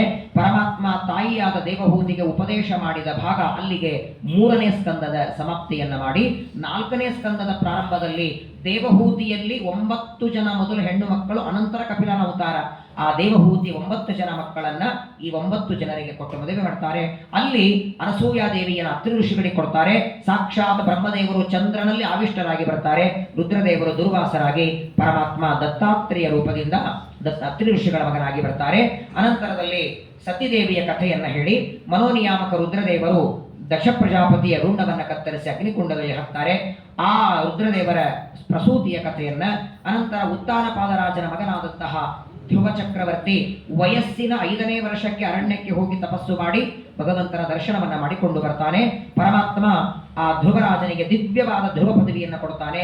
36,000 ವರ್ಷಗಳವರೆಗೆ ರಾಜ್ಯವನ್ನ ಆಳಿ ಧ್ರುವರಾಜರು ಅನಂತರ ಧ್ರುವ ಪದವಿಯನ್ನು ಪಡಿತಾರೆ. ಶಿಂಶುಮಾರನ ಮಗಳಾದಂತಹ ಭ್ರಮಿ ಎನ್ನುವ ಕನ್ಯೆಯನ್ನು ಮದುವೆ ಮಾಡಿಕೊಳ್ಳುತ್ತಾರೆ. ಕಲ್ಪ, ವತ್ಸರ ಅಂತ 2 ಮಕ್ಕಳನ್ನು ಪಡಿತಾರೆ. ಆ ಧ್ರುವರಾಜರ ವಂಶದಲ್ಲಿ ಮುಂದೆ ಅಂಗರಾಜ ಬರ್ತಾನೆ. ಅವನ ಮಗ ವೇನರಾಜ, ವೇನನ ಮಗ ಪೃಥು ಚಕ್ರವರ್ತಿ. ಅದೇ ವಂಶದಲ್ಲಿ ಪ್ರಾಚೀನ ಬರಿಹಿ ಅಂತ ರಾಜ, ಅವನಿಗೆ 10 ಜನ ಪ್ರಾಚೇತಸರು. ಆ ಪ್ರಾಚೀನ ಬರಿಹಿಗೆ ಪುರಂಜನ ಉಪಾಖ್ಯಾನವನ್ನ ಹೇಳಿ ನಾರದರು ಉಪದೇಶವನ್ನ ಮಾಡಿ ಉದ್ಧಾರ ಮಾಡುತ್ತಾರೆ. ಅಲ್ಲಿಗೆ 4ಥ ಸ್ಕಂದದ ಸಮಾಪ್ತಿಯನ್ನ ಮಾಡಿ 5ಮ ಸ್ಕಂದದ ಪ್ರಾರಂಭದಲ್ಲಿ ಪ್ರಿಯವ್ರತನ ಕಥೆಯನ್ನ ಹೇಳಬೇಕು ಅಂತ ಪರೀಕ್ಷಿತರ ಕೇಳ್ತಾರೆ. ಪ್ರಿಯವ್ರತ ರಾಜ ನನಗೆ ರಾಜ್ಯ ಬೇಡ, ನಾನು ಸನ್ಯಾಸಿಯಾಗ್ತೇನೆ ಅಂತ ಹೊರಟಾಗ ಪ್ರಿಯವ್ರತನಿಗೆ ಉಪದೇಶ ಮಾಡುವುದಕ್ಕೆ ಸತ್ಯಲೋಕದಿಂದ ಬ್ರಹ್ಮದೇವರು ಬಂದು ಉಪದೇಶವನ್ನ ಮಾಡ್ತಾರೆ. ಸಂತಾನವನ್ನ ಪಡೆದು ಅನಂತರದಲ್ಲಿ ವಿರಕ್ತನಾಗಿ ರಾಜ್ಯವನ್ನ ಆಳುವಂದಾಗ ಸರಿ ಬ್ರಹ್ಮದೇವರ ಮಾತನ್ನ ಕೇಳಿ ಪ್ರಿಯವ್ರತ ರಾಜ ಮದುವೆಯನ್ನು ಮಾಡಿಕೊಳ್ತಾನೆ. ಆಗ್ನಿದ್ರ ಯುದ್ಮಜಿಹ್ವ ಯಜ್ವಾಹು ಹಿರಣ್ಯರೇತ ಘೃತಪೃಷ್ಠ ಮೇಧಾತಿಥಿ ವೀತ್ಯಹೋತರ ಸವನ ಕವಿ 10 ಜನ ಗಂಡು ಮಕ್ಕಳಾಗ್ತಾರೆ. ಅದರಲ್ಲಿ 3 ಜನ ಸನ್ಯಾಸಿಗಳಾಗಿ ಹೋಗ್ತಾರೆ. 7 ಜನ 7 ದ್ವೀಪಗಳಿಗೆ ಅಧಿಪತಿಯಾಗ್ತಾರೆ. ಜಂಬೂ, ಪ್ರಕ್ಷ, ಶಾಲ್ಮಲಿ, ಕೃಷ, ಕ್ರೌಂಚ, ಶಾಖ, ಪುಷ್ಕರ ಅನ್ನೋ ದ್ವೀಪಗಳಿಗೆ ಅಭಿಮಾನಿಯಾಗಿ ಮಾಡ್ತಾನೆ. ಪ್ರಿಯವ್ರತನ ಹಿರಿಯ ಮಗ ಆಗ್ನಿದ್ರನ ಮಗ ನಾಭಿರಾಜನ ಹೆಂಡತಿ ಮೇರುದೇವಿ. ಆ ಮೇರುದೇವಿ ತಪಸ್ಸು ಮಾಡಿ ದೇವರೇ ಮಗನಾಗಬೇಕು ಅಂತ ವರವನ್ನ ಬಿಡ್ಕೊಳ್ತಾಳೆ. ಆ ಮೇರುದೇವಿಯಲ್ಲಿ ಪರಮಾತ್ಮ ಅವತಾರ ಮಾಡ್ತಾನೆ. ಅವರನ್ನ ವೃಷಭ ಅಂತ ಕರೀತಾರೆ. ಆ ವೃಷಭ ಪರಮಾತ್ಮ ಜಯಂತಿಯನ್ನ ಲಕ್ಷ್ಮೀದೇವಿಯನ್ನ ಮದುವೆ ಮಾಡ್ಕೊಳ್ತಾನೆ. 100 ಜನ ಗಂಡು ಮಕ್ಕಳಾಗ್ತಾರೆ. ಹಿರಿಯ ಮಗನಿಗೆ ಭರತ ಅಂತ ಹೆಸರಿಡ್ತಾನೆ. ತನ್ನ ಎಲ್ಲ ಮಕ್ಕಳನ್ನು ಕೂಡಿಸಿ ಪರಮಾತ್ಮ ಉಪದೇಶವನ್ನ ಮಾಡ್ತಾನೆ. ವೃಷಭ ಪರಮಾತ್ಮ ತನ್ನ ಹಿರಿಯ ಮಗನಾದ ಭರತನಿಗೆ ರಾಜ್ಯವನ್ನ ಕೊಟ್ಟು ತಾನು ಅರಣ್ಯಕ್ಕೆ ಹೋಗಿಬಿಡ್ತಾನೆ. ಭರತ ರಾಜ ಪರಮಾತ್ಮನಿಂದ ತಂದೆಯಿಂದ ರಾಜ್ಯವನ್ನ ಸ್ವೀಕಾರ ಮಾಡಿ ಅನೇಕ ವರ್ಷಗಳವರೆಗೆ ರಾಜ್ಯವನ್ನ ಆಳಿ ಕೊನೆಗೆ ತನ್ನ 6 ಜನ ಮಕ್ಕಳಲ್ಲಿ ಹಿರಿಯ ಮಗನಿಗೆ ರಾಜ್ಯವನ್ನ ಒಪ್ಪಿಸಿ ಶಾಲಿಗ್ರಾಮ ಕ್ಷೇತ್ರ ಗಂಡಕಿ ನದಿಗೆ ಬರ್ತಾನೆ. ಪ್ರತಿನಿತ್ಯದಲ್ಲಿ 3 ಹೊತ್ತು ಸ್ನಾನವನ್ನ ಮಾಡಿ ದೇವರ ಆರಾಧನೆ ಮಾಡಬೇಕು ಅಂತ ಬರ್ತಾನೆ. ಒಂದು ದಿನ ಪ್ರಾತಃ ಕಾಲದಲ್ಲಿ ಎದ್ದು ಸ್ನಾನ ಮಾಡಿ ಅರ್ಘ್ಯ ಕೊಡುವಾಗ ತುಂಬು ಗರ್ಭಿಣಿ ಜಿಂಕೆಯನ್ನು ನೋಡ್ತಾನೆ. ನೀರು ಕುಡಿಯುವುದಕ್ಕೆ ಬಂದಿದೆ. ಒಂದು ಸಿಂಹ ಜೋರಾಗಿ ಗರ್ಜನೆ ಮಾಡ್ತದೆ. ಸಿಂಹದ ಗರ್ಜನೆಯಿಂದ ಹೆದರಿದ ಜಿಂಕೆ ನದಿಯ ಆ ದಂಡೆಗೆ ಹಾರಬೇಕು. ಅಷ್ಟೊತ್ತಿಗೆ ಜಿಂಕೆ ಗರ್ಭದಲ್ಲಿರುವ ಮಗುವಿಗೆ ಜನ್ಮ ಕೊಡುತ್ತದೆ. ಆ ಮಗು ನೀರಿನಲ್ಲಿ ಬೀಳುತ್ತದೆ. ಆ ದೃಶ್ಯ ನೋಡಿದ ಈ ಭರತ ಆ ಮಗುವನ್ನ ಎತ್ತಿ ದಂಡೆಗೆ ಇಡ್ತಾನೆ. ಅದರಲ್ಲಿ ವ್ಯಾಮೋಹ ಬಂತು. ಕೊನೆಗೆ ಆ ಜಿಂಕೆಯೊಳಗೆ ತನ್ನ ಆಯುಷ್ಯವನ್ನು ಕಳೆದು ಜನ್ಮಾಂತರದಲ್ಲಿ ಜಿಂಕೆಯಾಗ್ತಾನೆ. ಅನಂತರದಲ್ಲಿ ಮತ್ತೊಂದು ಜನ್ಮ ಅಂಗಿರಸ ಗೋತ್ರದಲ್ಲಿ ಬ್ರಾಹ್ಮಣರ ಮಗನಾಗಿ ಜಡಭರ್ತ ರಾಜ ಅಂತ ಹುಟ್ಟಿ ಬರ್ತಾನೆ. ರಘುಗಣ ರಾಜನಿಗೆ ದಿವ್ಯವಾದಂತಹ ಭವಾಟವಿ ವರ್ಣ ಅನ್ನುವ ಉಪದೇಶವನ್ನ ಮಾಡ್ತಾನೆ. ಇದರ ಪ್ರಿಯವ್ರತ ರಾಜನ ವಂಶವನ್ನ ಹೇಳಿ ಈ ಖಗೋಲ ಮತ್ತು ಭೂಗೋಲಗಳ ಬಗ್ಗೆ ವಿವರಣೆಯನ್ನ ಮಾಡಿ ಅಂತ ಪರೀಕ್ಷಿತರ ಕೇಳ್ತಾರೆ. ಖಗೋಲ ಎಷ್ಟು ವಿಸ್ತಾರವಾಗಿದೆ? ಒಟ್ಟಾರೆ ನಮ್ಮ ಭರತಖಂಡದಲ್ಲಿ ನಮ್ಮ ಖಗೋಲದಲ್ಲಿನ 9 ಖಂಡಗಳು. ನಾವಿದ್ದದ್ದು ಭರತಖಂಡದಲ್ಲಿ. ಭರತಖಂಡ, ಅದರ ಮೇಲೆ ಕಿಂಪುರುಷ ಖಂಡ, ಅದರ ಮೇಲೆ ರಮ್ಯಕ, ಹಿರಣ್ಮಯ, ಕುರು, ಇಲಾವೃತ, ಕೇತುಮಾಲ, ಭದ್ರಾಶ್ವ, ಒಟ್ಟಾರೆ 9 ಖಂಡಗಳು. ಆ ಇಲಾವೃತ ಖಂಡದ ಮಧ್ಯದಲ್ಲಿ ಜಂಬೂದ್ವೀಪದ ಮಧ್ಯದಲ್ಲಿ ಮೇರು ಪರ್ವತ, 1,00,000 ಯೋಜನೆ ಎತ್ತರವಾದ ಮೇರು ಪರ್ವತ, 16,000 ಯೋಜನ ಭೂಮಿಯಲ್ಲಿ ಹೋಗಿದೆ, 84,000 ಮೇಲೆ ಇದೆ, 36,000 ಅಗಲವಾದದ್ದು. ಅದರ ಮೇಲೆ 10,000 ಯೋಜನವಾದ ಬ್ರಹ್ಮದೇವರ ಮನೆ, 8 ದಿಕ್ಪಾಲ ದೇವತೆಗಳೆಲ್ಲ ಮನೆ. ಪ್ರತ್ಯಕ್ಷವಾಗಿ ಪರಮಾತ್ಮ ತನ್ನ ಎಡಗಾಲಿನ ಹೆಬ್ಬರಳಿನ ಉಗುರಿನ ತುದಿಯಿಂದ ಬ್ರಹ್ಮಾಂಡದ ಕಟಾಹ ಒಡೆದು ಅಲ್ಲಿಂದ ನೀರು ಹೊರಗೆ ಬಂತು. ತತ್ರ ಭಗವತ ಸಾಕ್ಷಾತ್ ಯಜ್ಞಲಿಂಗಸ್ಯ ವಿಷ್ಣೋರ್ ವಿಕ್ರಮತೋ ವಾಮಪಾದಾಂಗುಟ್ಟನಕ ನಿರ್ಭಿನ್ನೋ ತ್ವಾಂಡ ಕಟಾಹ ವಿವರೇಣ ಅಂತ ಪ್ರವಿಷ್ಟಾಯ ಬಾಹ್ಯಜಲಧಾರ ತಚ್ಚರಣ ಪಂಕಜ ಅವನೇತನ ಅರುಣ ಕಿಂಜಲಕ ಉಪರಂಜಿತ. ಆ ಸಾಕ್ಷಾತ್ ಭಗವಂತನ ಪಾದದಿಂದ ಬಂದಂತಹ ಗಂಗೆ ಅವಳನ್ನ 4 ಭಾಗವಾಗಿ ಭೂಮಿಗೆ ಬರ್ತಾಳೆ. ಸೀತಾ, ಭದ್ರು, ಚಕ್ಷ, ಅಲಕನಂದ ಆ ಬ್ರಹ್ಮದೇವರ ಮನೆ. ಅದರ ನಂತರದಲ್ಲಿ ಮಂದರ, ಮೇರುಮಂದರ, ಸುಪಾರ್ಶ್ವ, ಕುಮುದ ಅನ್ನೋ ಪರ್ವತಗಳು ಅದ್ಭುತವಾಗಿ ಭೂಮಂಡಲದ ವರ್ಣನೆಯನ್ನು ಮಾಡುತ್ತಾರೆ. ಅನಂತರದಲ್ಲಿ ಆಕಾಶದಲ್ಲಿ ಸೂರ್ಯ, ಚಂದ್ರ, ಮಂಗಳ, ಬುಧ, ಗುರು, ಶುಕ್ರ, ಶನಿ, ರಾಹು, ಕೇತು 9 ಗ್ರಹಗಳು 12 ರಾಶಿಗಳಲ್ಲಿ ಸಂಚಾರ ಮಾಡ್ತಾರೆ. ಆ ಒಂದೊಂದು ಗ್ರಹಗಳಿಗೆ ದೇವರು ನಿಯಾಮಕನಾಗಿ ಶಿವಶುಮಾರ ರೂಪದಿಂದ ಇದ್ದಾನೆ. ಖಗೋಲ ಮತ್ತು ಭೂಗೋಲಗಳ ಬಗ್ಗೆ ಹೇಳಿ ನರಕಗಳ ಬಗ್ಗೆ ವಿವರಣೆಯನ್ನ ಮಾಡಿ ಎಂದಾಗ 84 ಲಕ್ಷ ನರಕಗಳಿವೆ. ಒಂದೊಂದು ಪಾಪ ಮಾಡಿದ ಪಾಪಿಗಳನ್ನ ನರಕದಲ್ಲಿ ಒಯ್ಯುತ್ತಾರೆ ಅಂತ ನರಕಗಳ ವರ್ಣನೆಯನ್ನ ಮಾಡ್ತಾ ಅಲ್ಲಿಗೆ 5ನೇ ಸ್ಕಂದದ ಸಮಾಪ್ತಿಯನ್ನ ಮಾಡಿ 6ನೇ ಸ್ಕಂದದ ಪ್ರಾರಂಭದಲ್ಲಿ ಪರೀಕ್ಷಿತರಂತಾರೆ, ನರಕಗಳಿಂದ ಬಿಡುಗಡೆಯಾಗೋದಕ್ಕೆ ಏನಾದರೂ ಉಪಾಯ ಇದ್ದರೆ ತಿಳಿಸಿ. ಪಾಪ ಮಾಡೋದು ಅಂತ ಮನುಷ್ಯನ ಸ್ವಭಾವ, ಮಾಡಿದ ಪಾಪ ತೊಳ್ಕೊಳ್ಳೋದಕ್ಕೆ ಏನಾದರೂ ಇದೆಯಾ ಅಂದಾಗ ಪ್ರಾಯಶ್ಚಿತ್ತ ಇದೆ. ಪಾಪ ತೊಳೆದುಕೊಳ್ಳೋದಕ್ಕೆ ಮೊದಲನೇ ಪ್ರಾಯಶ್ಚಿತ್ತ ಏಕಾದಶಿ, 2ನೇದು ಚಾತುರ್ಮಾಸ, 3ನೇದು ವಿಷ್ಣು ಪಂಚಕ, 4ನೇದು ವಿಷ್ಣು ಪಂಚಕ, ತೀರ್ಥಯಾತ್ರೆ. ಹೀಗೆ ಒಂದೊಂದು ಪ್ರಾಯಶ್ಚಿತ್ತ ಹೇಳುವಾಗ ಪರೀಕ್ಷಿತಂತಾನೆ, ಎಲ್ಲರಿಂದಲೂ ಮಾಡೋದಕ್ಕೆ ಸಾಧ್ಯವ ಸಣ್ಣ ಪ್ರಾಯಶ್ಚಿತ್ತ ಯಾರಾದರೂ ಮಾಡಬಹುದು, ಹಣ ಖರ್ಚಾಗಿರಬಾರದು, ಸಣ್ಣದು ಯಾವುದಾದಿದ್ರೆ ಹೇಳಿ ಎಂದಾಗ ಆಗ ಶುಕಾಚಾರ್ಯರು ಸಕಲ ಪಾಪವನ್ನ ಪರಿಹಾರ ಮಾಡುವ ಒಂದೇ ಒಂದು ಪ್ರಾಯಶ್ಚಿತ್ತ, ಅದು ಹರಿನಾಮ ಸ್ಮರಣೆ. ಕಲಿಯುಗದಳು ಹರಿನಾಮವು ನೆನೆದರೆ ಕುಲ ಕೋಟಿಗಳು ಉದ್ಧರಿಸುವವು. ಹರಿನಾಮ ಸ್ಮರಣೆಯಿಂದ ಪರಿಹಾರವಾಗದಿರುವ ಪಾಪನೇ ಇಲ್ಲ. ಹಾಗಾದರೆ ನಾಮಸ್ಮರಣೆಯಿಂದ ಪಾಪ ಕಳ್ಕೊಂಡವರು ಯಾರಾದರಿದ್ದಾರಂದಾಗ ಸರಿ, ನಿನಗೊಂದು ಕತೆ ಹೇಳ್ತೇನೆ ಅಂತ ಕಾನ್ಯಕುಬ್ಜ ಅನ್ನುವ ದೇಶದಲ್ಲಿ ದಾಸೀಪತಿ ಅಜಾಮಿಲ ಬ್ರಾಹ್ಮಣ ಇದ್ದ, ಸದಾಚಾರಿ ಇದ್ದ, ತಂದೆ ತಾಯಿಗಳ ಸೇವೆ ಮಾಡ್ತಿದ್ದ, ಮಹಾ ಸಾತ್ವಿಕ ವಿಷ್ಣು ಭಕ್ತ. ಹೆಂಡತಿ 10 ಜನ ಗಂಡು ಮಕ್ಕಳು, 10 ಜನರಿಗೆ ಕೇಶವ, ನಾರಾಯಣ, ಮಾಧವ ಅಂತ ಹೆಸರಿಟ್ಟಿದ್ದಾನೆ. ಒಂದು ದಿನ ದುರ್ದೈವದಿಂದ ಹೂವ ತುಳಸಿ ತರೋದಕ್ಕೆ ಅರಣ್ಯಕ್ಕೆ ಬಂದಿದ್ದ ಅಜಾಮಿಲ ಚಾಂಡಾಲ ಕನ್ಯೆಯನ್ನು ನೋಡಿ ಅವಳ ಸೌಂದರ್ಯಕ್ಕೆ ಮೋಹಿತನಾಗಿ ಅವಳನ್ನು ಮದುವೆ ಮಾಡಿಕೊಳ್ತಾನೆ. ಮದ್ಯಪಾನ, ಮಾಂಸಭಕ್ಷಣ, ಗೋಹತ್ಯೆ ಎಲ್ಲ ಪಾಪ ಮಾಡ್ತಾನೆ. ತನ್ನ ಅಂತ್ಯಕಾಲದಲ್ಲಿ ಮನೆಗೆ ಬರ್ತಾನೆ. ಎಲ್ಲ ಸುತ್ತಲೂ ಬಾಂಧವರು ಅಳತಾ ಇದ್ದಾರೆ. ಅವನನ್ನು ಕರ್ಕೊಂಡು ಹೋಗೋದಕ್ಕೆ ಯಮದೂತರು ಬಂದಿದ್ದಾರೆ. ಅಜಾಮಿಲನ ಮರಣಕಾಲದ ಕೊನೆಯ ಕಾಲದಲ್ಲಿ ನಾರಾಯಣ ಅಂತ 4 ಅಕ್ಷರ ಸ್ಮರಣೆ ಮಾಡ್ತಾನೆ. ವೈಕುಂಠದಿಂದ ವಿಷ್ಣುದೂತರು ಬಂದಿದ್ದಾರೆ. ಇಬ್ಬರು ಯಮದೂತರ ವಿಷ್ಣುದೂತರ ಸಮಾಗಮ, ಅವರಿಬ್ಬರಲ್ಲಿ ಪರಸ್ಪರ ಚರ್ಚೆಯಾಗಿ ವಿಷ್ಣುದೂತರಂತರ ನಾವೇ ಅಜಾಮಿಲನನ್ನು ಕರ್ಕೊಂಡು ಹೋಗೋ, ನೀವು ಬರೇಗೈಯಿಂದ ಹೋಗಿ ಅಂತ ಕಳಿಸಿಕೊಡ್ತಾರೆ. ನಾಮಸ್ಮರಣೆ ಮಾಡುವ ಮಾತ್ರದಿಂದ ಅಜಾಮಿಲ ಮೋಕ್ಷಕ್ಕೆ ಹೋಗಲಿಲ್ಲ. ನಾಮಸ್ಮರಣೆಯಿಂದ ಜನ್ಮಾಂತರದಲ್ಲಿ ಸಾಧನ ಶರೀರ ಬಂತು, ಜ್ಞಾನಿಗಳ ಸಮಾಗಮ ಆಯಿತು, ತತ್ವಜ್ಞಾನವನ್ನು ಪಡಿತಾನೆ. ಆದರೆ ಕಲಿಯುಗದೊಳಗೆ ಹರಿನಾಮವು ನಮ್ಮ ನಾಲಿಗೆಗೆ ಬರಬೇಕು ಅಂದ್ರೆ ದೇವರು ಕೊಟ್ರೆ ಉಂಟು. ಬೆಳಗ್ಗೆದ್ದು ರಾತ್ರಿ ಮಲಗುವವರೆಗೆ ಹರಟೆ ಹೊಡಿತಾ ನಮ್ಮ 24 ಗಂಟೆ ಹೋಗುತ್ತೆ, ನಾಮಸ್ಮರಣೆ ಬರಲ್ಲ. ನಾಮಸ್ಮರಣೆ ಮಹತ್ವವನ್ನು ಹೇಳಿ ಅದರ ನಂತರದಲ್ಲಿ ಎಲ್ಲ ದೇವತೆಗಳು ವಿಶ್ವರೂಪಾಚಾರ್ಯರಿಂದ ನಾರಾಯಣ ವರ್ಮದ ವಿದ್ಯೆಯನ್ನು ಉಪದೇಶ ಪಡಿತಾರೆ. ವಿಶ್ವರೂಪಾಚಾರ್ಯರನ್ನ ಇಂದ್ರ ಸಂಹಾರ ಮಾಡ್ತಾನೆ. ಇಂದ್ರನಿಗೆ ಬ್ರಹ್ಮಹತ್ಯ ಬರ್ತದೆ. ಅದನ್ನು ಬ್ರಹ್ಮದೇವರು 4 ಭಾಗ ಮಾಡ್ತಾರೆ. ಮತ್ತೆ ವೃತ್ರಾಸುರ ಹುಟ್ಟಿ ಬಂದ. ವೃತ್ರಾಸುರನನ್ನು ಇಂದ್ರದೇವರು ಪರಮಾತ್ಮನ ಅನುಗ್ರಹದಿಂದ ದದೀಚಿ ಋಷಿಗಳ ಅಸ್ಥಿಯಿಂದ ವಜ್ರಾಯುಧ ಮಾಡಿ ಸಂಹಾರ ಮಾಡ್ತಾನೆ. ಆ ವೃತ್ರಾಸುರ ಹಿಂದಿನ ಜನ್ಮದಲ್ಲಿ ಚಿತ್ರಕೇತು ರಾಜ ಪಾರ್ವತಿಯ ಶಾಪದಿಂದ ವೃತ್ರಾಸುರನಾಗಿದ್ದ ಅಂತ ಅವನ ಕಥೆಯನ್ನ ಹೇಳ್ತಾ ಅಲ್ಲಿಗೆ 6ನೇ ಸ್ಕಂದವನ್ನು ಮುಗಿಸಿ 7ನೇ ಸ್ಕಂದದ ಪ್ರಾರಂಭದಲ್ಲಿ ಪರೀಕ್ಷಿತರಂತಾರೆ ದೇವರು ಪಕ್ಷಪಾತಿ ಇದ್ದಾನೆ, ದೇವತೆಗಳ ಮೇಲೆ ಮಾತ್ರ ಪ್ರೀತಿ ಮಾಡ್ತಾನೆ, ದೈತ್ಯರ ಮೇಲೆ ದ್ವೇಷ ಮಾಡ್ತಾನೆ ಅಂದಾಗ ಪಕ್ಷಪಾತಿ ಅಲ್ಲ, ಎಲ್ಲರ ಮೇಲೆ ದೇವರು ಸಮಾನನಿದ್ದಾನೆ, ಅವನಿಗೆ ಬೇಕಾದವರು ಬೇಡಾದವರಿಲ್ಲ. ಹಾಗಾದರೆ ದೇವತೆಗಳ ಮೇಲೆ ಅನುಗ್ರಹ ಮಾಡಿದಂತೆ ದೈತ್ಯರ ಮೇಲೆ ಅನುಗ್ರಹ ಮಾಡಿದ ಒಂದಾದ ಕಥೆ ಇದೆಯಾ? ಇದೆ. ನಿನಗೋಸ್ಕರ ನರಸಿಂಹದೇವರ ಚರಿತ್ರೆಯನ್ನು ಹೇಳ್ತೇನೆ ಅಂತ ಪರಮಾತ್ಮನ ಚರಿತ್ರೆಯನ್ನು ಹೇಳ್ತಾರೆ. ಹಿರಣ್ಯಕಶಿಪುವಿಗೆ ಲಾದ, ಅನುಲ್ಲಾದ, ಸಲ್ಲಾದ, ಪ್ರಹ್ಲಾದ 4 ಜನ ಮಕ್ಕಳು. ಪ್ರಹ್ಲಾದನಿಗೆ ಷಂಡ ಮತ್ತು ಅಮರ್ಕರೆಂಬ ಶುಕ್ರಾಚಾರ್ಯರ ಮಕ್ಕಳನ್ನ ಗುರುಪುತ್ರರನ್ನ ಉಪದೇಶಕರಾಗಿ ಕರ್ಕೊಂಡು ಬರ್ತಾನೆ. ನಿತ್ಯದಲ್ಲಿ 3 ತರಹದ ತ್ರಿವರ್ಗಾತ್ಮಕ ವಿದ್ಯಾ, ಧರ್ಮ ಅರ್ಥ ಕಾಮ 3 ಹೇಳಬೇಕು, ಮೋಕ್ಷ ಇಲ್ಲ. ಆ ಶುಕ್ರಾಚಾರ್ಯರಿಂದ ಓದುವಾಗ ಒಂದು ದಿನ ಮಗನನ್ನ ತೊಡೆ ಮೇಲೆ ಕೂಡಿಸ್ಕೊಂಡು ಏನು ಓದಿದೆ ಅಂತ ಕೇಳ್ತಾನೆ. ತತ್ಸಾಧು ಮನ್ನೆ ಅಸುರರ್ಯ ದೇಹಿನ. ಪ್ರಹ್ಲಾದರಾಜರು ತಮ್ಮ ತಂದೆಯ ತೊಡೆ ಮೇಲೆ ಕೂತ್ಕೊಂಡು ಭಗವಂತನ ಬಗ್ಗೆ ನನಗೆ ದೇವರಲ್ಲಿ ಮನಸ್ಸಿಡಬೇಕು, ದೇವರ ಕಥೆ ಕೇಳಬೇಕು, ದೇವರ ಆರಾಧನೆ ಮಾಡಬೇಕು, ಇದು ಬಹಳ ಸೇರ್ತದೆ ಅಂತ ತೊಡೆ ಮೇಲಿದ್ದ ಮಗನನ್ನು ಎತ್ತಿ ಕೆಳಗೆ ಕೂಡಿಸ್ತಾರೆ.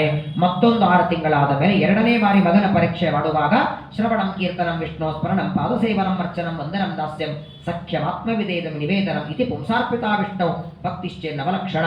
ನವವಿಧ ಭಕ್ತಿಯನ್ನು ದೇವರಲ್ಲಿ ಮಾಡಬೇಕು ಅಂತ ತಂದೆಯ ತೊಡೆ ಮೇಲೆ ಕೂತ್ಕೊಂಡು ದೇವರ ಬಗ್ಗೆ ಭಕ್ತಿಯ ಬಗ್ಗೆ ನಿರೂಪಣೆ ಮಾಡ್ತಾರೆ. ಪ್ರಚಂಡ ಕೋಪದಿಂದ ಮಂತ್ರಿಗಳನ್ನೆಲ್ಲ ಕರೆದು ಈ ಮಗ ಬೇಡ ನನಗೆ, ಇವನನ್ನ ಯಾವ ಉಪಾಯದಿಂದ ಅದರ ಕೊಂದು ಹಾಕ್ರಿ ಅಂತಾರೆ. ಪರ್ವತದಿಂದ ಕೆಳಗೆ ಹಾಕ್ತಾರೆ, ಹಾವುಗಳಿಂದ ಕಚ್ಚಿಸ್ತಾರೆ, ಆನೆ ಕಾಳಲ್ಲಿ ಹಾಕಿ ತುಳಿಸ್ತಾರೆ, ವಿಷ ಕೊಡ್ತಾರೆ, ನಾನಾ ತರಹದ ಉಪಾಯ ಮಾಡಿದರೂ ಪ್ರಹ್ಲಾದನಿಗೆ ಮರಣ ಮಾತ್ರ ಬರಲಿಲ್ಲ. ಒಂದು ದಿನ ಗುರುಗಳು ಮಧ್ಯಾಹ್ನ ಪಾಠ ಮುಗಿಸ್ಕೊಂಡು ಮನೆಗೆ ಹೋಗ್ತಾರೆ. ಎಲ್ಲ ವಿದ್ಯಾರ್ಥಿಗಳು ಆಡಬೇಕು ಅಂತಾರೆ. ವಿದ್ಯಾರ್ಥಿಗಳನ್ನು ಕೂಡಿಸಿಕೊಂಡು ಅವರಿಗೆಲ್ಲರಿಗೆ ಭಗವಂತನ ದಿವ್ಯವಾದ ತತ್ವಜ್ಞಾನದ ಉಪದೇಶ ಮಾಡ್ತಾರೆ. ಆಗ ಅವರೆಲ್ಲ ಕೇಳ್ತಾರೆ, ಎಲ್ಲಿಂದ ಬಂತು ಈ ಜ್ಞಾನ ಅಂದಾಗ, ಗರ್ಭದಲ್ಲಿರುವಾಗ ನಾರದರ ಉಪದೇಶ ಮಾಡಿದ್ದು ನನಗೆ. ಆ ಜ್ಞಾನ ಇವತ್ತಿಗೂ ನೆನಪಿದೆ. ಎಲ್ಲ ದೈತ್ಯ ಬಾಲಕರು ಅವತ್ತಿನಿಂದ ಪ್ರಹ್ಲಾದ ಹೇಳಿದಂತೆ ಹರಿಸರ್ವೋತ್ತಮ ವಾಯುಜೀವೋತ್ತಮ ಷಂಡಾಮರ್ಕರ ಪಾಠಕ್ಕೆ ಯಾರೂ ಹೋಗ್ತಾ ಇಲ್ಲ. ಷಂಡಾಮರ್ಕರು ಒಂದು ಹಿರಣ್ಯಕಶಿಪುವಿಗೆ ಹೇಳ್ತಾರೆ, ನನ್ನ ಮಗ ತಾನ್ ಕೆಡೋದಲ್ಲದೆ ಇಡೀ ಗುರುಕುಲ ಕೆಡಿಸಿದ್ದಾನೆ. ಅತ್ಯಂತ ಪ್ರಚಂಡ ಕೋಪದಿಂದ ಹಲ್ಲು ಕಡಿತಾ ಮಗನನ್ನ ಬಂದು ಬೈತಾನೆ, ಇಷ್ಟು ಬಲ ಹೇಗೆ ಬಂತು ನಿನಗೆ? ನನ್ನ ಕಣ್ಣು ಮುಂದೆ ನಿಂತು ಮಾತಾಡಲಿಕ್ಕೆ ಇಂದ್ರ ಚಂದ್ರರೇ ಹೆದರ್ತಾರೆ, ನೀನು ಹೆದರಿಕೆ ಇಲ್ವಾ ಅಂತ ಕೇಳ್ತಾನೆ. ಪ್ರಹ್ಲಾದ, ನಿನಗೆ ಯಾಕೆ ಹೆದರಲಿ ಅಂದವ. ನಾನು ಹೆದರೋದು ದೇವರಿಗೆ ಮಾತ್ರ. ಸರಿ, ಯಾವಾಗಲೂ ದೇವರಂತ ಎಲ್ಲಿದ್ದಾನೆ ದೇವರು? ಕ್ವಾಸವು ಇದಿಸ ಸರ್ವತ್ರ, ಎಲ್ಲಾ ಕಡೆ ಇದ್ದಾನೆ. ಹಾಗಾದ್ರೆ ಸ್ತಂಭೆ ಕಸ್ಮಾನ್ ಅದೃಶ್ಯತೆ, ಎಲ್ಲಾ ಕಡೆ ಇದ್ದಾನಂತೆ, ಸ್ತಂಭದಲ್ಲಿ ಯಾಕಿಲ್ಲ? ಅಲ್ಲೂ ಇದ್ದಾನೆ. ಹಾಗಾದ್ರೆ ಪರೀಕ್ಷೆ ಮಾಡ್ತೇನೆ, ಅವನು ಇದ್ದದ್ದೇ ನಿಜವಾದರೆ ಬಂದು ನಿನ್ನನ್ನು ಅನುಗ್ರಹ ಮಾಡಲಿ ಅಂತ ಹಿರಣ್ಯಕಶಿಪು ದೊಡ್ಡದಾದ ಸಭಾಮಂಟಪದಲ್ಲಿದ್ದ ಸ್ತಂಭವನ್ನು ಜೋರಾಗಿ ಹೊಡಿತಾನೆ. ವೈಶಾಖ ಮಾಸದ ಶುಕ್ಲ ಪಕ್ಷ ತ್ರಯೋದಶಿ ಪರಮಾತ್ಮ ಸ್ತಂಭದಿಂದ ಸ್ತಂಭಾರ್ಭಕನಾಗಿ ನರಸಿಂಹ ರೂಪದಿಂದ ಪ್ರಕಟನಾಗಿ ಭೂಮಿಗೆ ಬರ್ತಾನೆ.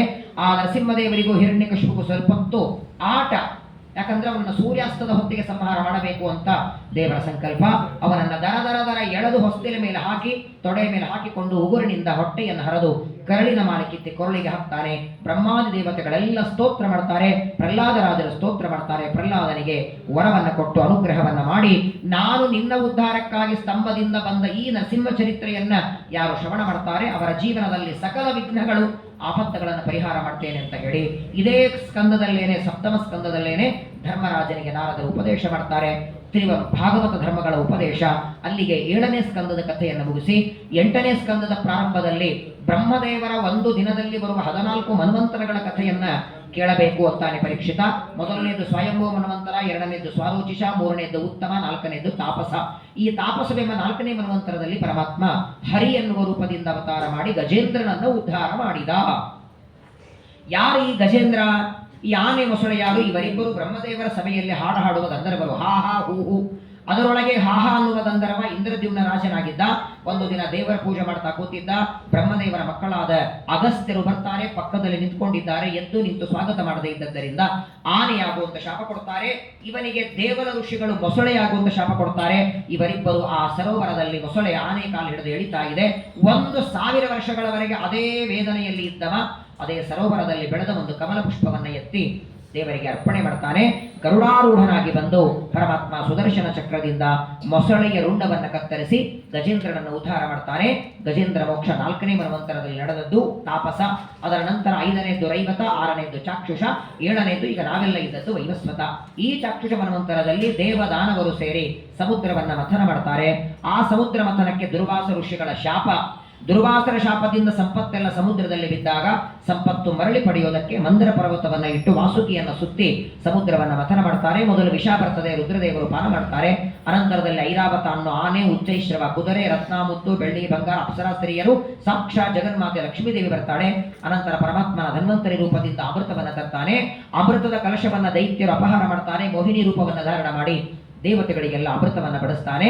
ಅಲ್ಲಿ ರಾಹುವಿನ ಶಿರಚ್ಛೇದ ಮಾಡಿ ರಾಹುಕೇತು ಅನ್ನುವ ರೂಪವನ್ನ ದೇವರು 2 ಭಾಗ ಮಾಡ್ತಾನೆ. ಆ ಪರಮಾತ್ಮ ಎಲ್ಲ ದೇವತೆ ಅಮೃತ ಕೊಡ್ತಾನೆ. ದೈತ್ಯರೆಲ್ಲ ಸಿಟ್ಟಿನಿಂದ ಶುಕ್ರಾಚಾರ್ಯರ ಹತ್ರ ಹೋಗಿ ಬೃಹಚಕ್ರವರ್ತಿ ಯಜ್ಞವನ್ನ ಮಾಡಿ ಯಜ್ಞಕುಂಡದಿಂದ ಬರುವ ರಥದಲ್ಲಿ ಮೇಲೆ ಹೋಗ್ತಾನೆ. ಸ್ವರ್ಗಾಧಿಪತ್ಯವನ್ನ ಆಳಬೇಕು ಅಂತ ಹೋಗ್ತಾನೆ. ಇಂದ್ರಾದಿ ದೇವತೆಗಳೆಲ್ಲ ಭೂಮಿಗೆ ಬರ್ತಾರೆ. ಮತ್ತೆ ತನ್ನ ಮಕ್ಕಳಿಗೆ ರಾಜ್ಯ ಹೇಗೆ ಬರುತ್ತೆ ಅಂತ ಕೇಳಿದಾಗ ಪಯೋವ್ರತ ಮಾಡುವಂತ ಕಶ್ಯಪರು ಅದಿತಿ ದೇವಿಗೆ ಹೇಳ್ತಾರೆ. ಫಾಲ್ಗುಣ ಮಾಸದ ಶುಕ್ಲ ಪಕ್ಷ ಪ್ರತಿಪದೆಯಿಂದ ದ್ವಾದಶಿಯವರೆಗೆ 12 ದಿನದ ಪಯೋವೃತ ಪ್ರಭಾವದಿಂದ ಭಾದ್ರಪದ ಶುದ್ಧ ದ್ವಾದಶಿ ಅದಿತಿ ದೇವಿಯ ಗರ್ಭದಿಂದ ವಾಮನ ರೂಪದಿಂದ ಅವತಾರ ಮಾಡ್ತಾನೆ. ಉಪನಯನ ಮಾಡಿಕೊಂಡು ತ್ರಿಪಾದ ಭೂಮಿಯನ್ನ ದಾನವಾಗಿ ಬಿಡ್ತಾನೆ. 2 ಪಾದದಿಂದ ಬ್ರಹ್ಮಾಂಡವನ್ನ ವ್ಯಾಪಿಸಿ 3ನೇ ಪಾದವನ್ನ ತಲೆ ಮೇಲಿಟ್ಟು ಆಶೀರ್ವಾದ ಮಾಡ್ತಾನೆ. ಆ ವಾಮನನ ಕಥೆ, ವಾಮನದಲ್ಲಿರುವಂತಹ ಪರಮಾತ್ಮನ ತ್ರಿವಿಕ್ರಮನ ಕಥೆಯನ್ನ ಹೇಳಿ ಅನಂತರ ಭಗವಂತನ ಮತ್ಸ್ಯಾವತಾರದ ಕಥೆಯನ್ನ ಹೇಳ್ತಾ ಅಲ್ಲಿಗೆ 8ನೇ ಸ್ಕಂದದ ಸಮಾಪ್ತಿಯನ್ನ ಶುಕಾಚಾರ್ಯ ಮಾಡಿ 9ನೇ ಸ್ಕಂದದ ಪ್ರಾರಂಭದಲ್ಲಿ ಸೂರ್ಯ ಮತ್ತು ಚಂದ್ರ ವಂಶದ ರಾಜರ ಕಥೆಯನ್ನ ನಿರೂಪಣೆ ಮಾಡಿ ಅಂತಾರೆ. ಮೊದಲು ಸೂರ್ಯ ವಂಶದ ಕಥೆಯನ್ನು ಹೇಳ್ತಾರೆ. ಪರಮಾತ್ಮ, ಅವರ ಮಕ್ಕಳು ಬ್ರಹ್ಮದೇವರು, ಬ್ರಹ್ಮದೇವರ ಮಕ್ಕಳು ಮರೀಚಿ ಋಷಿಗಳು, ಅವರ ಮಗ ಕಶ್ಯಪ, ಕಶ್ಯಪ ಮಗ ಸೂರ್ಯ. ಈ ಸೂರ್ಯನಿಂದ ಬಂದದ್ದು ಸೂರ್ಯವಂಶ. ಸೂರ್ಯವಂಶದಲ್ಲಿ ಅನೇಕ ರಾಜರು ಬರ್ತಾರೆ. ಆ ಪ್ರಧಾನವಾಗಿ ಸೂರ್ಯವಂಶದಲ್ಲಿ ಮುಕುಟಪ್ರಾಯನಾಗಿ ಸಾಕ್ಷಾತ್ ಭಗವಂತ ಶ್ರೀರಾಮಚಂದ್ರ ರೂಪದಿಂದ ಅವತಾರ ಮಾಡ್ತಾನೆ. ಸೂರ್ಯವಂಶದಲ್ಲಿ ಮೊಟ್ಟ ಮೊದಲಿಗೆ ಶ್ರಾದ್ದ ದೇವ, ಅವನಿಗೆ ಇಕ್ಷ್ವಾಕು, ನೃಗ, ಶರ್ಯಾದಿ, ದಿಷ್ಟ, ದಟ್ಟ, ಕಲುಷಕ, ನರಿಷ್ಯಂತ, ಪ್ರಶದ್ರ, ನಾಭಾಗ, ಕವಿ ಅಂತ 10 ಜನ ಮಕ್ಕಳು. ನಾಭಾಗರ ಮಗನೇ ಅಂಬರೀಷ. ಇದೇ ಕಾರ್ತಿಕ ಮಾಸದ ದ್ವಾದಶಿ ನಾಳೆ 1,00,000 ಜನ ಬ್ರಾಹ್ಮಣರನ್ನ ಕರೆದು ಏಕಾದಶಿ ಉಪವಾಸ ಮಾಡಿ ದ್ವಾದಶಿಯ ಪಾರಣೆಯನ್ನ ಮಾಡಬೇಕು. ಬ್ರಾಹ್ಮಣರನ್ನೆಲ್ಲ ಕರೆದಿದ್ದಾನೆ. ಎಲ್ಲ ಬ್ರಾಹ್ಮಣರ ಊಟ ಆಗಿ ತಾನು ತೀರ್ಥ ತಗೊಳ್ಳಬೇಕು. ದುರ್ವಾಸರು ಬರ್ತಾರೆ. ಸ್ನಾನ ಮಾಡಿ ಬರ್ತೇನೆ ಅಂತ ಹೋದವರು ನೀರಿನಲ್ಲಿ ಮುಳುಗಿದವರು ಬರ್ತಾ ಇಲ್ಲ. ಪಾರಣೆ ಹೊತ್ತು ಮುಳುಗುತ್ತಾ ಇದೆ. ತಾನು ತೀರ್ಥ ತಗೊಳ್ಳಬೇಕು ಅಂದಿದ್ದಾನೆ. ದುರ್ವಾಸರು ಒಂದು ಜಟೆಯನ್ನ ಅಪ್ಪಳಿಸಿ ಅಗ್ನಿಯನ್ನ ತಂದು ಅಂಬರೀಷನನ್ನ ಸುಡಬೇಕಂತಾರೆ. ಆ ದೇವರ ಕೊಟ್ಟ ಸುದರ್ಶನ ಚಕ್ರ ಬೆನ್ನತ್ತಿದೆ. ಮೊದಲು ಸತ್ಯಲೋಕಕ್ಕೆ, ಕೈಲಾಸ ಪರ್ವತಕ್ಕೆ, ಅಮುಕ್ತ ವೈಕುಂಠಕ್ಕೆ ಹೋಗಿ 3 ಕಡೆಗೆ ತಿರುಗಿ ಮತ್ತೆ ಇದೇ ಅಂಬರೀಷನ ಹತ್ರ ಮುಂದಿನ ವರ್ಷ ಕಾರ್ತಿಕ ದ್ವಾದಶಿ ಬರ್ತಾರೆ. ಆ ಏಕಾದಶಿ ವ್ರತದ ಮಹಿಮೆಯನ್ನೇ ಜಗತ್ತಿಗೆ ತೋರಿಸಿದಂತಹ ವ್ಯಕ್ತಿ ಅಂಬರೀಷ ರಾಜ. ಅವನಿಗೆ 3 ಜನ ಮಕ್ಕಳು, ವಿರೂಪ, ಕೇತುಮಾನ, ಶಂಭು. ಇದೇ ವಂಶದಲ್ಲಿ ಮುಂದೆ ಯುವನಾಶ್ವ ಬರ್ತಾನೆ.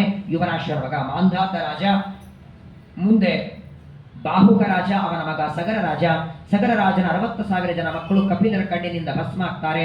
ಆ ಮಕ್ಕಳ ಉದ್ಧಾರಕ್ಕಾಗಿ ಗಂಗೆಯನ್ನು ಭೂಮಿಗೆ ತರಬೇಕು. ಸಗರ ನಂತರದಲ್ಲಿ ಅಂಶುಮಾನ್ ಬರ್ತಾನೆ. ಅವನ ನಂತರದಲ್ಲಿ ದಿಲೀಪ ಬರ್ತಾನೆ. ಅದರ ನಂತರದಲ್ಲಿ ಭಗೀರಥ ಬಂದ. ಭಗೀರಥನ ತಪಸ್ಸಿನಿಂದ ಭಾಗೀರಥಿ ಭೂಮಿಗೆ ಬರ್ತಾಳೆ. ಜ್ಯೇಷ್ಠ ಶುದ್ಧ ದಶಮಿ ಭಾಗೀರಥಿ ಭೂಮಿಗೆ ಬರ್ತಾಳೆ.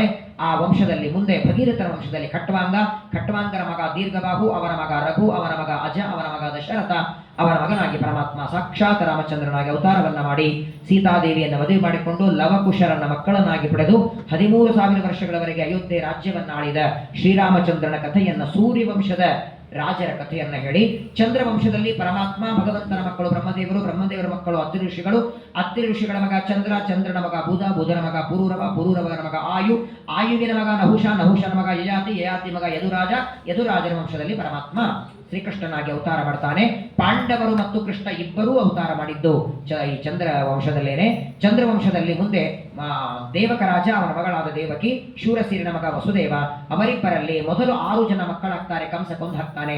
7ನೇದು ಹುಟ್ಲಿಲ್ಲ, 8ನೇದು ಕೃಷ್ಣ, 9ನೇದು ಸುಭದ್ರ. ಇಷ್ಟು ಸಂಕ್ಷೇಪದಲ್ಲಿ ಕೃಷ್ಣನ ಕಥೆಯನ್ನ ಹೇಳಿ 9ನೇ ಸ್ಕಂದದ ಸಮಾಪ್ತಿಯನ್ನು ಶುಕಾಚಾರ ಮಾಡ್ತಾರೆ. 10ನೇ ಸ್ಕಂದದ ಪ್ರಾರಂಭದಲ್ಲಿ ಪರೀಕ್ಷಿತ ಅಂತಾನೆ ಕೃಷ್ಣನ ಕಥೆಯನ್ನ ವಿಸ್ತಾರವಾಗಿ ಹೇಳಿ, ನಾನು ಗರ್ಭದಲ್ಲಿದ್ದಾಗ ನನ್ನನ್ನ ಇವತ್ತು ನಿಮ್ಮ ಮುಂದೆ ಭಾಗವತ್ ಕೇಳೋದಕ್ಕೆ ಬದುಕಿದ್ದೇನೆ ಆ ಕೃಷ್ಣನ ದಯಾ. ಇಲ್ಲ ಅಂದ್ರೆ ಅಶ್ವತ್ಥಾಮನ ಬ್ರಹ್ಮಾಸ್ತ್ರದಿಂದ ಗರ್ಭದಲ್ಲಿ ಸತ್ತು ಹೋಗಿಬಿಟ್ಟಿದ್ದೇನ, ಅವನು ಹೊರಗೆ ಬಂದ ಮೇಲೆ ಬದುಕಿಸಿರಲಿಲ್ಲ ಅಂದ್ರೆ ಇವತ್ತು ಎಲ್ಲಿ ಭಾಗವತ ಸಿಗೋದು?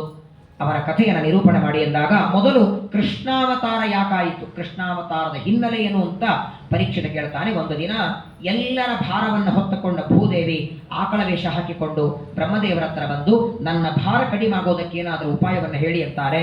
ಆಗ ಬ್ರಹ್ಮದೇವರು ಪರಮಾತ್ಮನಿಗೆ ಪ್ರಾರ್ಥನೆ ಮಾಡಿದಾಗ ದೇವರಂದ, ಭೂಮಿಯ ಭಾರ ಕಡಿಮೆ ಮಾಡುವುದಕ್ಕೆ ನಾನೇ ಅವತಾರ ಮಾಡ್ತೇನೆ. ಮೂಲ ರೂಪದಲ್ಲಿರುವ ಅದಿತಿ ಕಶ್ಯಪರೇ ವಸುದೇವ ದೇವಕಿಯರಾಗಿದ್ದಾರೆ. ಆ ದೇವಕಿಯರ ಮಗನಾಗಿ ಶ್ರಾವಣ ಕೃಷ್ಣ ಅಷ್ಟಮಿ ರೋಹಿಣಿ ನಕ್ಷತ್ರದಲ್ಲಿ ಅವತಾರ ಮಾಡಿ ಬರ್ತೇನೆ ಅಂತ ಹೇಳ್ತಾರೆ. ಅದಕ್ಕೂ ಮೊದಲು ವಸುದೇವ ದೇವಕಿಯರ ಮದುವೆಯಾಯಿತು, ಆಕಾಶವಾಣಿಯಾಯಿತು. ಇವಳಲ್ಲಿ ಹುಟ್ಟುವ 8ನೇ ಗರ್ಭದಿಂದ ಮರಣ ಅಂತ ಕೇಳಿ ವಸುದೇವ ದೇವಕಿಯರ ಬಂಧನದಲ್ಲಿ ಇಡ್ತಾನೆ. ಮೊದಲನೇ ವರ್ಷಕ್ಕೆ ಕೀರ್ತಿಮಂತ ಅಂತ ಮಗು ಹುಟ್ಟುತ್ತದೆ. ಅದನ್ನು ತಂದು ಕಂಸನಿಗೆ ಕೊಡ್ತಾನೆ. 6 ಜನ ಮಕ್ಕಳನ್ನ ಕಂಸ ಕೊಂದು ಹಾಕಿದ.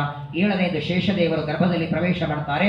3 ತಿಂಗಳ ಗರ್ಭವನ್ನ ದೇವಕಿಯ ಗರ್ಭದಿಂದ ಎತ್ತಿ ರೋಹಿಣಿಯ ಗರ್ಭಕ್ಕೆ ಇಡುವಂತಹ ವ್ಯವಸ್ಥೆಯನ್ನು ದುರ್ಗಾದೇವಿಗೆ ಹೇಳ್ತಾರೆ. ಪರಮಾತ್ಮ ದೇವಕಿಯ ಗರ್ಭದಲ್ಲಿ ಪ್ರವೇಶ ಮಾಡಿ 10 ತಿಂಗಳು ದೇವಕಿಯ ಗರ್ಭದಲ್ಲಿದ್ದು ಶ್ರಾವಣ ಕೃಷ್ಣ ಅಷ್ಟಮಿ ರೋಹಿಣಿ ನಕ್ಷತ್ರದ ಪರ್ವಕಾಲದಲ್ಲಿ ಎಲ್ಲ ದೇವತೆಗಳು ಭಗವಂತನ ದರ್ಶನಕ್ಕಾಗಿ ಕಾಯ್ತಾ ಇದ್ದಾರೆ. ಚತುರ್ಭುಜನಾಗಿ ಶಂಖಚಕ್ರ ಗದಾ ಪದ್ಮಧಾರಣ ಮಾಡಿ ಚತುರ್ಭುಜನಾಗಿ 14 ವರ್ಷದ ತರುಣನಾಗಿ ದೇವಕಿಯ ಗರ್ಭದಿಂದ ಅವತಾರ ಮಾಡ್ತಾನೆ. ಯಾರು ನೀನು ಅಂತ ದೇವಕಿ ಹೇಳ್ತಾ, ನಾನು ನಿನ್ನ ಮಗ ಆಗಿದ್ದರೆ ಮಗುವಾಗಿ ಬರಬೇಕು, ಇಷ್ಟು ದೊಡ್ಡ ರೂಪದಿಂದ ಯಾಕೆ ಬಂದಿ ಅಂತ ಕೇಳ್ತಾಳೆ. ನಾನು ಮಗುವಾಗಿ ಬಂದಿದ್ದರೆ ಕೊನೆಯವರೆಗೂ ನನ್ನನ್ನು ಮಗ ಅಂತ ಪ್ರೀತಿ ಮಾಡ್ತಿದ್ದೆ, ದೇವರು ಅಂತ ತಿಳಿದಿರಲಿಲ್ಲ, ನೀನು ನನ್ನ ಜ್ಞಾನ ಬರಲಿ ಅಂತ ಹೀಗೆ ಬಂದದ್ದು. ನಿನ್ನನ್ನು ಮಗುವಾಗಿ ನೋಡಬೇಕು ಅಂತ ಅಪೇಕ್ಷೆ ಇದೆ. ಸತ್ಯ ಬಭೂವ ಪ್ರಾಕೃತ ಶಿಶು. ಕ್ಷಣ ಮಾತ್ರದಲ್ಲಿ ಮಗುವಾಗ್ತಾನೆ. ಆ ಮಗುವನ್ನು ಕರ್ಕೊಂಡು ತುಂಬಿದ ಯಮುನೆಯನ್ನು ದಾಟಿ ಗೋಕುಲಕ್ಕೆ ಬಂದು ಅಲ್ಲಿ ಕೃಷ್ಣನನ್ನು ಮಲಗಿಸಿ ಅಲ್ಲಿದ್ದಂತಹ ದುರ್ಗಾದೇವಿಯನ್ನು ಕರ್ಕೊಂಡು ಬರ್ತಾನೆ. ಮತ್ತೆ ಮೊದಲಿನಂತೆ ಎಲ್ಲ ದ್ವಾರಪಾಲಕರು ಹೇಳ್ತಾರೆ, ಕಂಸನಿಗೆ ಹೇಳ್ತಾರೆ 8ನೇ ಗರ್ಭ ಹುಟ್ಟಿತು. ಕಂಸ ಬಂದು ಕೊಡು ಅಂತಾನೆ. ದೇವಿಗೆ ಅಂತಾನೆ, ಹೆಣ್ಣು ಮಗು ಇದು, ಪರವಾಗಿಲ್ಲ ಕೊಡು. ಹೆಣ್ಣು ಗಂಡು ಒಟ್ಟಿಗೆ 8ನೇ ಗರ್ಭದಿಂದ ಮರಣ. ಆ ಮಗುವನ್ನ ಎತ್ತಿ ಅಪ್ಪಳಿಸಬೇಕು, ಕೈ ಜಾರಿ ಆಕಾಶಕ್ಕೆ ಹೋಗಿ ಅಷ್ಟಭುಜ ಧಾರಣ ಮಾಡಿ ನಿಂದಿರ್ತಾಳೆ. ಎಲ್ಲ ದೇವತೆಗಳ ದುರ್ಗಾದೇವಿಯ ಸ್ತೋತ್ರವನ್ನ ಮಾಡ್ತಾರೆ. ಅನಂತರದಲ್ಲಿ ಕಂಸ ತನ್ನ ಶತ್ರು ಎಲ್ಲಿದ್ದಾನೆ ಹುಡುಕಬೇಕು ಅಂತ ಮೊಟ್ಟ ಮೊದಲನೇದು ಪೂತನ, 2ನೇದು ತ್ರಿಣಾವರ್ತ, 3ನೇದು ಶಕಟಾಸುರ, 4ನೇದು ಅರುಷ್ಟಾಸುರ, ವ್ಯೋಮಾಸುರ, ಕಾಕಾಸುರ, ಬಕಾಸುರ, ಏನು ಅಸುರರನ್ನು ಒಬ್ಬೊಬ್ಬರಾಗಿ ಕಳಿಸ್ತಾನೆ. ಪರಮಾತ್ಮ ಅವರನ್ನೆಲ್ಲ ಸಂಹಾರ ಮಾಡ್ತಾ ಸರಿಯಾಗಿ 12ನೇ ದಿನ ಗರ್ಗಾಚಾರ್ಯರು ಕೃಷ್ಣ ಬಲರಾಮ ಅಂತ ನಾಮಕರಣ ಮಾಡ್ತಾರೆ. 1 ವರ್ಷಕ್ಕೆ ಅಂಬೆಗಾಲನ್ನು ಇಡ್ತಾನೆ. ಎಲ್ಲ ಗೋಪಾಲಕರ ಮನೆಯಲ್ಲಿ ಪರಮಾತ್ಮ ಬೆಣ್ಣಿಯನ್ನ ಕಳತನ ಮಾಡ್ತಾ, ಯಾವಾಗಲೂ ಇನ್ನೊಬ್ಬರಿಗೆ ಕೊಡುವ ಸ್ವಾಮಿ ಕಳತನ ಮಾಡುವ ಅವಶ್ಯಕತೆ ಇರಲಿಲ್ಲ, ನೀವು ತಿನ್ನೋದೆಲ್ಲ ನನಗೆ ಕೊಟ್ಟು ತಿನ್ನಿ ಅನ್ನುವ ಜ್ಞಾನ ನಮಗೆ ಬರಲಿ ಅನ್ನೋದಕ್ಕಾಗಿ ಪರಮಾತ್ಮ ಎಲ್ಲರಲ್ಲಿ ನವನೀತ ಚೋರದ ಲೀಲೆಯನ್ನು ಮಾಡ್ತಾನೆ. ಒಂದು ದಿನ ಕೃಷ್ಣನಿಗೆ ಒರಳಿನಗೆ ಕಟ್ಟುತ್ತಾಳೆ. ಎಲ್ಲರ ಮನೆಗೆ ಹೋಗಿ ಕಳತನ ಮಾಡ್ತೀಯ ಅಂತ ಹಗ್ಗದಿಂದ ಕಟ್ಟುತ್ತಾಳೆ. ಅವತ್ತೇ ದಾಮೋದರ ನಾದ. ಅವನಿಗೆ ನಾಳೆಗೆ ತುಳಸಿಯನ್ನು ಕೊಟ್ಟು ನಾವೆಲ್ಲವೂ ಮದುವೆ ಮಾಡ್ತೇವೆ. ಉದರ ಅಂದ್ರೆ ಹೊಟ್ಟೆ, ದಾಮ ಅಂದ್ರೆ ಹಗ್ಗ. ಹಗ್ಗದಿಂದ ಕಟ್ಟಿದ್ದರಿಂದ ಅವರ ಹೊಟ್ಟೆ ಕಟ್ಟಿದ್ದರಿಂದ ದಾಮೋದರ. ಆ ಒರಳನ್ನು ಸೊಂಟಕ್ಕೆ ಕಟ್ಟಿಕೊಂಡು ತನ್ನ ಮನೆಯ ಅಂಗಳದಲ್ಲಿದ್ದ ಎತ್ತರವಾದ 2 ಗಿಡಗಳನ್ನು ಬೀಳಿಸ್ತಾನೆ. ನಲಕೂಪರ ಮಣಿಗ್ರೀವರನ್ನು ಉದ್ಧಾರ ಮಾಡ್ತಾನೆ. ಅನಂತರದಲ್ಲಿ 2 ವರ್ಷ ತುಂಬಿ 3ನೇ ವರ್ಷಕ್ಕೆ ಎಲ್ಲ ಆಕಳಗಳನ್ನು ತಗೊಂಡು ವೃಂದಾವನದಲ್ಲಿ ಗೋಪಾಲಕನಾಗಿ ಆಟ ಆಡ್ತಾನೆ. ಒಂದು ದಿನ ಆಕಳಗಳ ನೀರೆಲ್ಲ ಕುಡಿದು ಸತ್ತೋಗಿವೆ. ಆ ಯಮುನಾ ನದಿಯಲ್ಲಿ ಕಾಲಿಯಾ ಸರ್ಪ ಇದ್ದಾನೆ ಅಂತ ಗೊತ್ತಾಗಿ ಒಳಗೆ ಧುಮುಕಿ ಚೆನ್ನಾಗಿ ಮಥನ ಮಾಡಿ ಆ ಕಾಲಿಯಾ ಸರ್ಪದ ಹೆಡೆ ಮೇಲೆ ತುಳಿದು ಅವರನ್ನ ಮೇಲೆ ಕಳಿಸ್ತಾನೆ. ಅನಂತರ ಒಂದು ದಿನ ಎಲ್ಲ ಇಂದ್ರನ ಸಲುವಾಗಿ ಯಜ್ಞಯಾಗ ಮಾಡುವಂತಹ ಎಲ್ಲ ತನ್ನ ಗೋಪಾಲಕರಿಗೆ ಗೋವರ್ಧನ ಪೂಜೆಯನ್ನು ಮಾಡೋಣ ಅಂತ ಹೇಳ್ತಾನೆ. ಗೋವರ್ಧನ ಪೂಜೆ ಮಾಡ್ತಾರೆ. ಇಂದ್ರದೇವರು ಕೋಪದಿಂದ ಮಳೆ ಹಾಕ್ತಾರೆ. 7 ದಿನಗಳವರೆಗೆ ಕಿರುಬೆರಳಿನಲ್ಲಿ ಗೋವರ್ಧನಗಿರಿಯನ್ನ ಎತ್ತಿ ಗೋಪಾಲರ ರಕ್ಷಣೆಯನ್ನು ಮಾಡ್ತಾನೆ. ಮತ್ತೊಂದು ದಿನ ಗೋಪಿಕಾಸ್ತ್ರೀಯರ ಜೊತೆಗೆ ರಸಕ್ರೀಡೆ ಮಾಡುವಾಗ ಗೋಪಿಕಾಸ್ತ್ರೀಯರಿಗೆ ಅಹಂಕಾರ ಬಂತು. ಅವರನ್ನೆಲ್ಲ ಬಿಟ್ಟು ಪರಮಾತ್ಮ ಅದೃಶ್ಯನಾಗ್ತಾನೆ. ಗೋಪಿಗೀತದಿಂದ ಪರಮಾತ್ಮನನ್ನ ಅತ್ಯಂತ ಭಕ್ತಿಯಿಂದ ಸ್ತೋತ್ರ ಮಾಡ್ತಾರೆ. ಪರಮಾತ್ಮ ಅವರೆಲ್ಲರಿಗೆ ಅನುಗ್ರಹವನ್ನ ಮಾಡ್ತಾನೆ. ಒಂದು ದಿನ ನಾರದರ ಬಂದು ಕಂಸನ ಸಂಹಾರವನ್ನ ಮಾಡುವಂತಾರೆ. 8 ವರ್ಷದ ಕೃಷ್ಣ ಮತ್ತೆ ಗೋಕುಲದಿಂದ ಮಥುರೆಗೆ ಬರ್ತಾನೆ. ಕುವಲಯಾಪೀಡ ಅನ್ನುವ ಆನೆಯನ್ನ ಕೊಂದು ಚಾಣೂರ ಮುಷ್ಟಿಕರೆಂಬ ಮಲ್ಲರನ್ನ ಕೊಂದು ಕಂಸನ ಸಂಹಾರ ಮಾಡ್ತಾನೆ. ಕಂಸ ಸತ್ತ ಮೇಲೆ ಆಸ್ತಿ ಪ್ರಾಸ್ತಿ ಅಂತ ಕಂಸನ ಹೆಂಡಂದರು ಜರಾಸಂಧನ ಮಕ್ಕಳು ಜರಾಸಂಧನಿಗೆ ಹೋಗಿ ಹೇಳ್ತಾರೆ. 23 ಅಕ್ಷೋಹಿಣಿ ಸೈನ್ಯವನ್ನು ತಗೊಂಡು ಬರ್ತಾನೆ. ಬಲರಾಮ ಕೃಷ್ಣ ಇಬ್ಬರು ಸಂಹಾರ ಮಾಡ್ತಾರೆ. 18 ಬಾರಿ ಯುದ್ಧಕ್ಕೆ ಬರ್ತಾನೆ ಜರಾಸಂಧ. ಕೊನೆಗೆ ನಾರದರಂತಾರೆ, ಕೃಷ್ಣನನ್ನ ಕೊಲ್ಲೋದಕ್ಕಾಗಿ ನೀನು ಕಾಲಯವನ ಹತ್ರ ಹೋಗು ಅಂದಾಗ ಕಾಲಯವನಿಗೆ ಬೇಡಿಕೊಳ್ಳುತ್ತಾರೆ. ಕಾಲಯವನ ಬರ್ತಾನೆ. ಒಂದೇ ರಾತ್ರಿಯಲ್ಲಿ ಎಲ್ಲರೂ ಮಥುರೆಯಲ್ಲಿ ಮಲಗಿದ್ದಾರೆ. ಒಂದು ರಾತ್ರಿಯಲ್ಲಿ ಸಮುದ್ರದ ಮಧ್ಯೆಯಲ್ಲಿ ದ್ವಾರಕೆಯನ್ನು ಕಟ್ಟಿಸಿ ಇಲ್ಲಿದ್ದವರನ್ನೆಲ್ಲ ಅಲ್ಲಿ ಮಲಗಿಸಿ ಬಿಡ್ತಾನೆ. ಇಲ್ಲಿ ಮಲ್ಕೊಂಡವರು ಬೆಳಗ್ಗೆ ಹೇಳೋದ್ರಲ್ಲಿ ದ್ವಾರಕೆಯಲ್ಲಿ ಇದ್ದ. ಒಂದು ರಾತ್ರಿಯಲ್ಲಿ ದ್ವಾರಕೆಯನ್ನು ಕಟ್ಟಿಸ್ತಾನೆ. ಮಾರನೇ ದಿನ ಕಾಲಿಯವನನ್ನು ಸಂಹಾರ ಮಾಡ್ತಾನೆ. ಅನಂತರದಲ್ಲಿ ಪ್ರಚಂಡವಾದ ಬಾಣಾಸುರ ಬರ್ತಾನೆ. ಅವನ ಜೊತೆಗೂ ಯುದ್ಧವನ್ನು ಮಾಡ್ತಾನೆ. ಅನಂತರದಲ್ಲಿ ಶುಕಾಚಾರ್ಯರಿಗೆ ಪರೀಕ್ಷಿತ ಅಂತಾರೆ, ಸ್ವಾಮಿ ನನಗೆ ಭಗವಂತನ ಮದುವೆ ಕಥೆಗಳನ್ನು ಹೇಳಿ, ರಾಮಾವತಾರದಲ್ಲಿ ಸೀತಾದೇವಿಯನ್ನ ಏಕಪತ್ನಿ ವ್ರತ ಅಂತ ಇಟ್ಕೊಂಡವ ಈ ಅವತಾರದಲ್ಲಿ ಯಾಕೆ ಮಾಡಲಿಲ್ಲ ಅಂತ ಕೇಳ್ತಾರೆ. ಪರಮಾತ್ಮ ಯಾವ ಅವತಾರದಲ್ಲಿ ಎಷ್ಟು ಮದುವೆ ಆಗಬೇಕು ಅಂತ ಯುಗಗಳ ಹಿಂದೆ ಡಿಸೈಡ್ ಆಗಿರುತ್ತೆ. ಅದರಲ್ಲಿ ಕೃಷ್ಣ ಪರಮಾತ್ಮ ಮದುವೆ ಮಾಡಿಕೊಂಡದರಲ್ಲಿ ಸಾಕ್ಷಾತ್ ಅವತಾರ ರುಕ್ಮಿಣಿ ಸತ್ಯಭಾಮ ಇಬ್ಬರು, ಲಕ್ಷ್ಮೀ ಅವತಾರ, ಜಾಂಬವತಿ ನೀಲಾಭದ್ರ ಕಾಲಿಂದಿ ಮಿತ್ರವಿಂದ ಲಕ್ಷಣ ಇವರಲ್ಲಿ ಲಕ್ಷ್ಮೀದೇವಿಯ ಸನ್ನಿಧಾನ. ಉಳಿದ 16,100 ಜನ ಅಗ್ನಿಯ ಗಂಡು ಮಕ್ಕಳು ವಾಯುದೇವರ ವರದಿಂದ ಹೆಣ್ಣಾಗಿ ತಪಸ್ಸು ಮಾಡ್ತಾರೆ. ಅವರೆಲ್ಲರನ್ನ ಮದುವೆ ಮಾಡಿಕೊಳ್ತಾರೆ. 16,108 ಜನರಲ್ಲಿ 10 ಜನ ಗಂಡು ಮಕ್ಕಳು, ಒಬ್ಬ ಹೆಣ್ಣು ಮಕ್ಕಳು. ಅದ್ಭುತವಾದ ಗಾರ್ಹಸ್ಥ್ಯ ಜೀವನವನ್ನು ಮಾಡ್ತಾನೆ. ಪಾಂಡವರಿಂದ ರಾಣಸೂಯಾಗವನ್ನು ಮಾಡಿಸ್ತಾನೆ. ಪಾಂಡವರಿಂದ ಅಶ್ವಮೇಧ ಯಾಗವನ್ನು ಮಾಡಿಸ್ತಾನೆ. ಅನೇಕ ಮಕ್ಕಳನ್ನು ಪಡೆದು ದ್ವಾರಕಾಪಟ್ಟಣದಲ್ಲಿ ರಾಜ್ಯವನ್ನ ಆಡಿ ಕೊನೆಗೆ ಸುಧಾಮ ತಂದ ಮುಷ್ಟಿ ಅವಲಕ್ಕಿಯನ್ನು ತಿಂದು ಸುಧಾಮನಿಗೆ ಅನುಗ್ರಹ ಮಾಡಿದ ಶ್ರೀಕೃಷ್ಣ ಪರಮಾತ್ಮನ ಪರಮ ದಿವ್ಯವಾದ ಚರಿತ್ರೆ 103 ಅಧ್ಯಾಯಗಳಲ್ಲಿ 10ನೇ ಸ್ಕಂದದಲ್ಲಿ ಶುಕಾಚಾರ್ಯ ನಿರೂಪಣೆ ಮಾಡಿ 11ನೇ ಸ್ಕಂದದ ಪ್ರಾರಂಭದಲ್ಲಿ ಪರಮಾತ್ಮ ತನ್ನ ಮಕ್ಕಳಿಗೆ ಎಲ್ಲ ಶಾಪ ಆಯಿತು. ಎಲ್ಲ ಋಷಿಮುನಿಗಳಿಂದ ಜಾಂಬವತಿಯ ಮಗನಾದ ಸಾಂಬನಿಗೆ ಹೆಣ್ಣಿನ ವೇಷ ಹಾಕಿ, ಗರ್ಭಿಣಿಯ ವೇಷ ಹಾಕಿ, ಇವಳಲ್ಲಿ ಹೆಣ್ಣಾಗತ್ತೋ ಗಂಡಾಗತ್ತೋ ಹೇಳಿ ಅಂದ್ರೆ ಒನಿಕೆ ಹುಡುತ್ತದೆ, ನಿಮ್ಮ ಯಾದವ ಕುಲ ನಾಶ ಆಗತ್ತೆ. ಆ ಒನಿಕೆಯನ್ನು ಕುಟ್ಟಿ ಸಮುದ್ರದಲ್ಲಿ ಎಸಿತಾರೆ. ಅವತ್ತೇ ಪರಮಾತ್ಮ ಕಾಲಿನಿಂದ ಸಮುದ್ರ ಒತ್ತಿ ಬಿಡ್ತಾನೆ. ಎಲ್ಲ ಯಾದವರಿಗೆ ಹೇಳ್ತಾನೆ, ಪ್ರವಾಸ ಕ್ಷೇತ್ರಕ್ಕೆ ಹೊರಡಿ ಅಂತಾನೆ. ತಾನು ಏಕಾಂತದಲ್ಲಿ ತನ್ನ ಭಕ್ತನಾದ ಬೃಹಸ್ಪತಿಗಳ ಅವತಾರನಾದ ಉದ್ಧವನಿಗೆ ಉಪದೇಶ ಮಾಡ್ತಾನೆ. ಅನೇಕ ತತ್ವಗಳನ್ನು ಸುಮಾರು 30 ಅಧ್ಯಾಯಗಳಲ್ಲಿ ಉದ್ಧವನಿಗೆ ಉಪದೇಶ ಮಾಡ್ತಾನೆ. ಉದ್ಧವ ಗೀತಾ, ಅದೇ ಭಾಗವತದ 11 ಸ್ಕಂದ ಭಾಗವತ, ಅನೇಕ ಪ್ರಶ್ನೆಗಳನ್ನು ಉಪದೇಶ ಮಾಡ್ತಾನೆ. ಅದರ ನಂತರದಲ್ಲಿ 12ನೇ ಸ್ಕಂದದ ಪ್ರಾರಂಭದಲ್ಲಿ ಪರೀಕ್ಷಿತಂತಾರೆ, ಮುಂದೆ ಕಲಿಯುಗ ಹೇಗೆ ಬರೋದಿದೆ, ಹೇಗಾಗೋದಿದೆ, ಕಲಿಯುಗದಲ್ಲಿ ಏನೇನಾಗುತ್ತೆ ಹೇಳಿ ಎಂದಾಗ ಕಲಿಯುಗದ ಧರ್ಮ, ಕಲಿಯುಗದಲ್ಲಿರುವ ಜನ, ಕಲಿಯುಗದಲ್ಲಿರುವಂತಹ ಮುಂದೆ ನಡೆಯುವ ಅನೇಕ ತರಹದ ಧರ್ಮಾಧರ್ಮಗಳ ವ್ಯವಸ್ಥೆ ಶುಕಾಚಾರ್ಯರ ನಿರೂಪಣೆಯನ್ನು ಮಾಡ್ತಾರೆ. ಒಟ್ಟಾರೆ ಪರೀಕ್ಷಿತನಿಗೆ ಯಾವತ್ತು ಶಾಪ ಆಗಿದೆ ಅವತ್ತು ಬಂದವರು ಇವತ್ತಿನವರೆಗೆ 7 ದಿನ ಹಗಲು ರಾತ್ರಿ ಅನ್ನದೇ ಉಪದೇಶವನ್ನ ಮಾಡಿ ಶುಕಾಚಾರ್ಯರಂತಾರೆ, ಪರೀಕ್ಷಿತ ಟೈಮ್ ಆಯಿತು, ನಾನೇನು ಹೊರಡುತ್ತೇನೆ. 3/4 ಗಂಟೆ ಆಯಿತು, ಸಮಗ್ರ ಭಾಗವತ ಶ್ರವಣ ಮಾಡಿದ್ದಿ, ನಾನೇನು ಹೊರಡುತ್ತೇನೆ ಅಂತ ಶುಕಾಚಾರ್ಯರು ಪರೀಕ್ಷಿತನ ತಲೆಯ ಮೇಲೆ ಕೈ ಇಟ್ಟು ಪರೀಕ್ಷಿತರಾದ ಶುಕಾಚಾರ್ಯರ ಪಾದಪೂಜೆಯನ್ನು ಮಾಡ್ತಾನೆ. ಅರ್ಘ್ಯಪಾದ್ಯಗಳಿಂದ ಪೂಜೆ ಮಾಡಿ ಪ್ರದಕ್ಷಿಣೆ ಹಾಕ್ತಾನೆ. ಜ್ಞಾನ ಕೊಟ್ಟ ನಿಮಗೇನು ಕೊಡ್ಲಿ, ಸಮಗ್ರ ಪೃಥ್ವಿ ತುಂಬೆ ಬಂಗಾರದ ನಾಣ್ಯ ದಕ್ಷಿಣೆ ಕೊಟ್ಟರು ಕಡಿಮೆ, ನೀವು ಮಾಡಿದ್ದಕ್ಕೆ ನಾನು ಏನು ಕೊಡ್ಲಿಕ್ಕೆ ಸಾಧ್ಯವಿಲ್ಲ ಅಂತಾನೆ. ಕೊನೆಗೆ ಶುಕಾಚಾರ್ಯರ ಪಾದಪೂಜೆಯನ್ನು ಮಾಡಿ ಶುಕಾಚಾರ್ಯ ಹೊರಡುತ್ತಾರೆ. ಪರೀಕ್ಷಿತ ಸಿದ್ಧನಾಗಿ ಕೂತಿದ್ದಾನೆ. ತಕ್ಷಕ ಬರ್ತಾ ಇದ್ದಾನೆ. ಬರುವಾಗ ದಾರಿಯಲ್ಲಿ ಕಶ್ಯಪ ಅನ್ನುವ ಆಚಾರ್ಯರು ಬರ್ತಿದ್ದಾರೆ. ಆ ಕಶ್ಯಪ ಬ್ರಾಹ್ಮಣನಿಗೆ ಕೇಳ್ತಾನೆ, ತಕ್ಷಕ ಎಲ್ಲಿ ಹೊರಟ್ರೆ? ಪರೀಕ್ಷಿತ ಸತ್ತ ಮೇಲೆ ಬದುಕಿಸ್ಲಿಕ್ಕೆ ಹೊಂಟೀನಿ ಅಂದಾಗ, ಸರಿ ಹಾಗಾದ್ರೆ ನಾನೇ ತಕ್ಷಕ ಒಂದು ಪರೀಕ್ಷೆ ಮಾಡ್ತೇನೆ ಅಂತ ಹಚ್ಚು ಹಸರಾದ ಗಿಡಕ್ಕೆ ತಕ್ಷಕ ಕಚ್ಚುತ್ತಾನೆ. ಸುಟ್ಟು ಬೂದಿಯಾಗತ್ತೆ. ಮತ್ತೆ ತಮ್ಮ ಯೋಗ ಸಾಮರ್ಥ್ಯದಿಂದ ಮಂತ್ರಶಕ್ತಿಯಿಂದ ಬದುಕಿಸ್ತಾರೆ. ಆಗ ಆ ಕಶ್ಯಪ ಬ್ರಾಹ್ಮಣನಿಗೆ ತಕ್ಷಕ ದಕ್ಷಿಣೆ ಕೊಟ್ಟಲ್ಲೇ ಕಳಿಸಿಬಿಡ್ತಾನೆ. ಒಂದು ಹಣ್ಣಿನಲ್ಲಿ ಪ್ರವೇಶ ಮಾಡ್ತಾನೆ. ಆದರೆ ಪರೀಕ್ಷಿತರು ಶುಕಾಚಾರ್ಯರ ಉಪದೇಶ ಮಾಡಿದಂತೆ ಯೋಗ ಸಾಮರ್ಥ್ಯದಿಂದ ಜಾಠರ ತಮ್ಮ ದೇಹದಲ್ಲಿರುವ ಜೀವನನ ಸುಷುಮ್ನಾ ನಾಡಿಯ ಮೂಲಕ ಬ್ರಹ್ಮದಿಂದ ಉತ್ಕ್ರಮಣ ಮಾಡ್ತಾರೆ. ಅನಂತರದಲ್ಲಿ ಪರೀಕ್ಷಿತ ಕಾಲಿಗೆ ಕಚ್ಚುತ್ತಾನೆ.